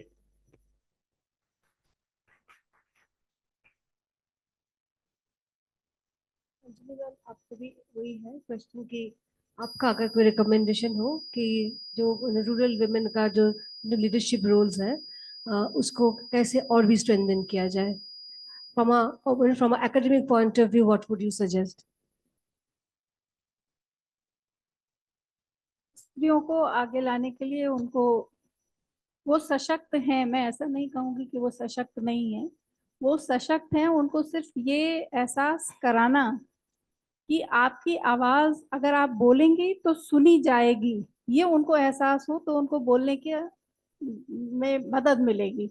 उनको कोई कोई ऐसे आउटलेट्स हो जहां पर वो अपनी बात को कह सकें, तो उनको ज्यादा सशक्त बनाया जा सकता है। दूसरी बात एक और की जा सकती, और जो हम प्रयोग में ला सकते हैं, कुछ महिलाएं दे आर गुड कम्युनिकेटर्स, वो अच्छे से बातचीत करती हैं, तो उनको एज अ लीडर लेकर के and they can educate, they can propagate this idea, उनकी मतलब लोगों को बाकी महिलाओं की वो इस तरीके से काउंसलिंग कर सकती हैं, उनको ये एहसास दिला सकती हैं कि आपकी भी आवाज है और आप इस आवाज को उठा भी सकते हैं।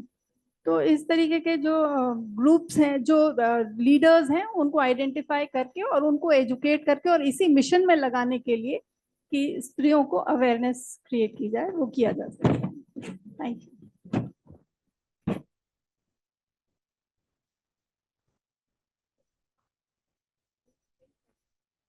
आपको पूछ रहे थे कि ये जो जेंडर गैप हम देख रहे हैं और आप जो पब्लिक पॉलिसी के बारे में अभी बात हो रही थी, इसको हम कैसे एड्रेस करें from a women, from a context of not only women's leadership but also from the whole purpose of policy and practices, क्योंकि पंचायती राज सिस्टम्स है, 50% रिजर्वेशन है, स्पेसेस खुल रहा है, बट अभी भी प्रैक्टिस में जब हम देखते हैं तो अभी भी उसमें बहुत फर्क है।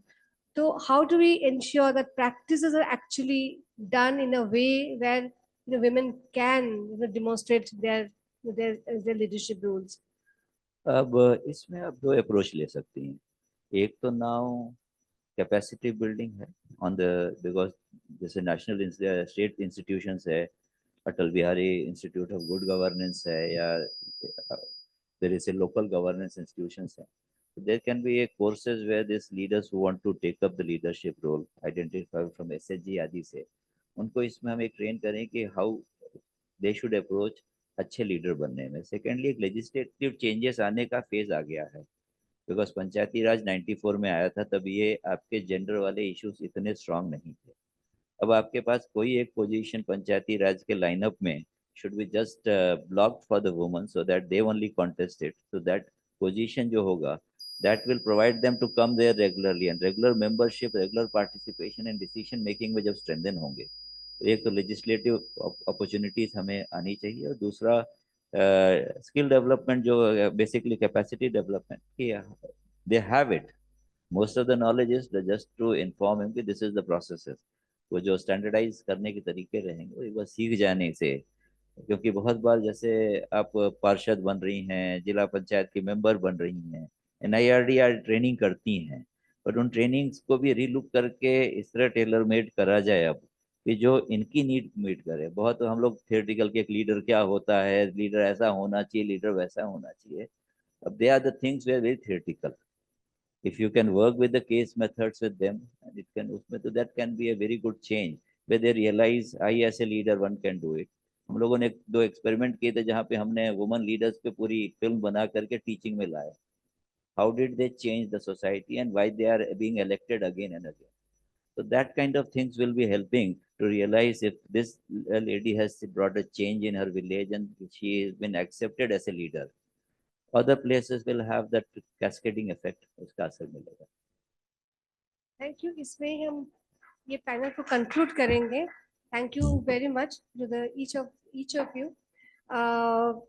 सिर्फ एक बात ये लग रहा था कि I think we it needs much more discussion कि वुमेन को जब हम बोलते हैं कि लीडरशिप रोल्स प्ले करना है, लीडरशिप में आना है, तो साथ साथ what is the role of men and boys has to be also kind of emphasised कि ट्रेनिंग तो हम दे रहे हैं महिला को सशक्तिकरण हो रहा है, ऐसा नहीं कि महिला आज सशक्तिकरण नहीं है, उसके पास भी एम्पावरमेंट है, मगर कौन ऐसी चीज है जो उसको रोक रहा है, उसके साथ हम कैसे काम करें।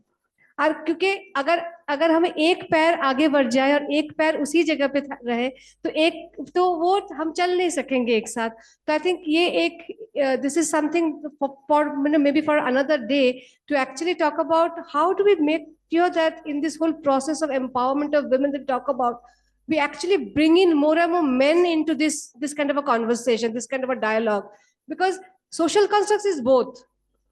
महिला के लिए जो कंस्ट्रक्ट है, बॉयज के लिए भी वही कंस्ट्रक्ट है, तो वो प्रोवाइडर जो कंस्ट्रक्ट है, वो कंस्ट्रक्ट के भी तोड़ने की जरूरत है। तोड़ना मतलब not in a bad sense, but तोड़ना मतलब इन टर्म्स ऑफ डिमिस्टिफाइंग इट, कि वो प्रोवाइडर होते हुए उसको क्या हो रहा है, उनको क्या हो रहा है, because they also are working from that social construct, and that's why these two social constructs have to talk to each other. तो कभी ना कभी इसके बारे में काम हो रहा है इसके ऊपर, पर और भी ज्यादा काम होने की जरूरत है कि हम जब वुमेन्स एम्पावरमेंट की बात करें उसमें पुरुष भी शामिल हो, और पुरुष के साथ भी वही बातचीत हो जैसे हम महिला के साथ बातचीत करते हैं। इसी के साथ हम बहुत बहुत धन्यवाद देते हैं आप सबको। Thank you very much for your patience and bearing with my bad Hindi. Thank you very much. Thank you.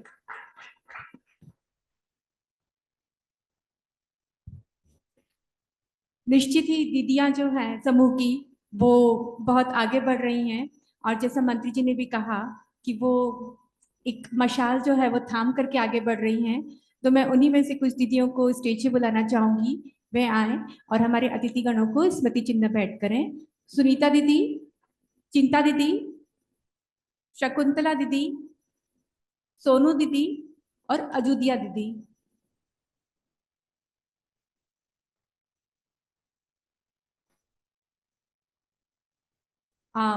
Sunita दीदी से अनुरोध है कि आप हर्षिका मैम को स्मृति चिन्ह भेंट करें।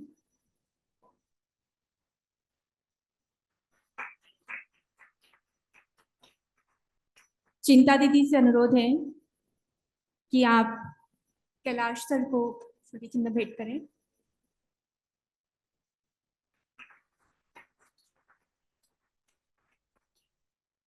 शकुंतला दीदी, अंजलि मैम को स्मृति चिन्ह भेंट करें।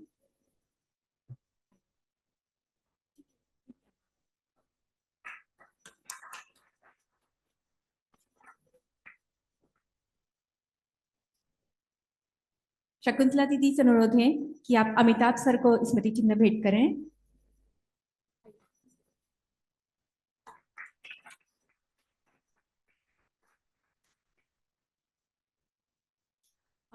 मैं अलीवा जी से अनुरोध करूं।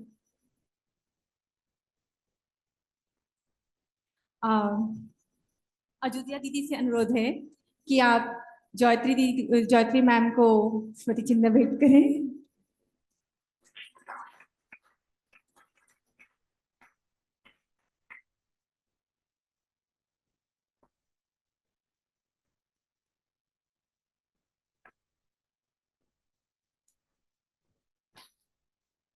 अलीवा से अनुरोध है कि आप आए और इस पूरे प्रोग्राम के लिए अपना आभार व्यक्त करें।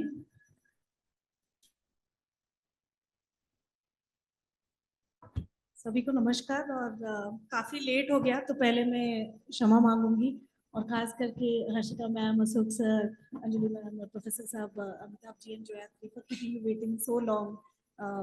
अनप्रेसिडेंटेड था, हमको पता नहीं था, बट आप लोग का भी पेशेंस है कि आप लोग रुके रहे, so thank you very much.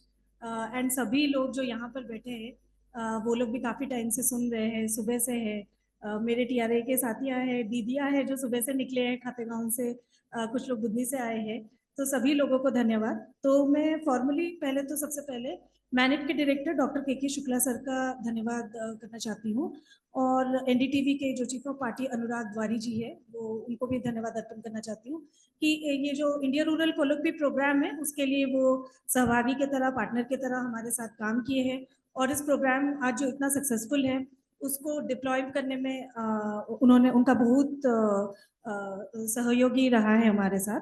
पूरा जो दिन भर का जो अगर निचोड़ निकाले तो बहुत हद तक नेचुरल रिसोर्स मैनेजमेंट का ही रहा कि कैसे कम्युनिटी जो है, समुदाय जो है, नेचुरल रिसोर्स मैनेजमेंट से अपना एक भविष्य बना सकते हैं, या जो हम लोग बोलते हैं समृद्धशाली मध्य प्रदेश का एक सपना देखे वो पूरा कर सकते हैं। और उसमें खास करके जो दोनों सेशन में हमने सुना, पंचायत और आपका महिलाओं का क्या भागीदारी हो सकता है, ये जो समृद्धशाली मध्य प्रदेश है उसको साकार करने में क्या भूमिका रह सकती है। तो मैं आभारी हूँ पहले तो निर्मला भूरिया मैडम की, जो ऑनरेबल मिनिस्टर है women and child development department की, श्री प्रहलाद सिंह पटेल की, honourable minister Panchayati Raj rural development department की, श्री कुमार विजय सर जो ट्राइबल वेलफेयर के ऑनरेबल मिनिस्टर रहे, Jagjit Devra sir honourable deputy CM of government of Madhya Pradesh, and खास करके honourable chief minister doctor Mohan Yadav ji को। भले ही उनमें से कुछ लोग नहीं आ पाए आज इस प्रोग्राम में, लेकिन सबने अपना शुभकामनाएं चाहे वीडियो में या पत्र में हमको भेजा था। बट मतलब अहमता ये है कि उनको भी लगा कि इस तरीके का एक जो बातचीत होना ज़रूरी है, और इसमें सिर्फ ये सरकार और सिविल सोसाइटी और समुदाय के बीच में नहीं, बट जो लोग पॉलिसी एक्चुअली बनाते हैं वो लोग भी इसको सीरियसली लेने लगे, और उनको भी लगता है कि इस तरीके का एक प्रोग्राम में शामिल होने में there is also value to them. तो ये मुझे लगता है कि आज का हाईलाइट रहा है। उसके अलावा ऑब्वियसली जो पैनलिस्ट रहे हैं दे हैव बीन सुपर्ब। जलपुरुष जी के साथ जो फायर साइड चैट रहा है वो भी बहुत मज़ेदार रहा, इनफैक्ट काफ़ी खींच गया, बट पूरा हॉल उस समय भरा हुआ था।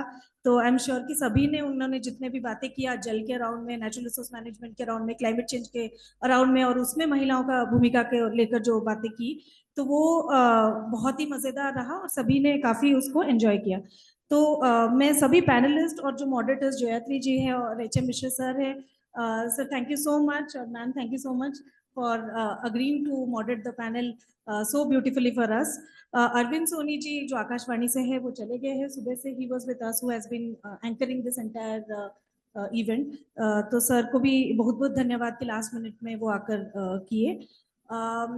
यहाँ पर बहुत सारे चैंपियंस नहीं हैं सरकारी विभागों में, OSDs, other department officers who have actually championed ये मतलब मिनिस्टर्स का टाइम लेने से लेकर पैनलिस्ट्स को कंफर्म कराना, मैम वगैरह के PA वगैरह से हम लोगों ने काफ़ी फॉलो किए, तो they have all been a champion. They're not here, but a huge round of thanks to all of them. Lastly, my own colleagues at Transform Rural India, this would not have been possible without you guys, so thank you very much and good day to all of us. अगले साल उम्मीद करते हैं कि we'll have more important and more significant conversations going forward. Thank you very much.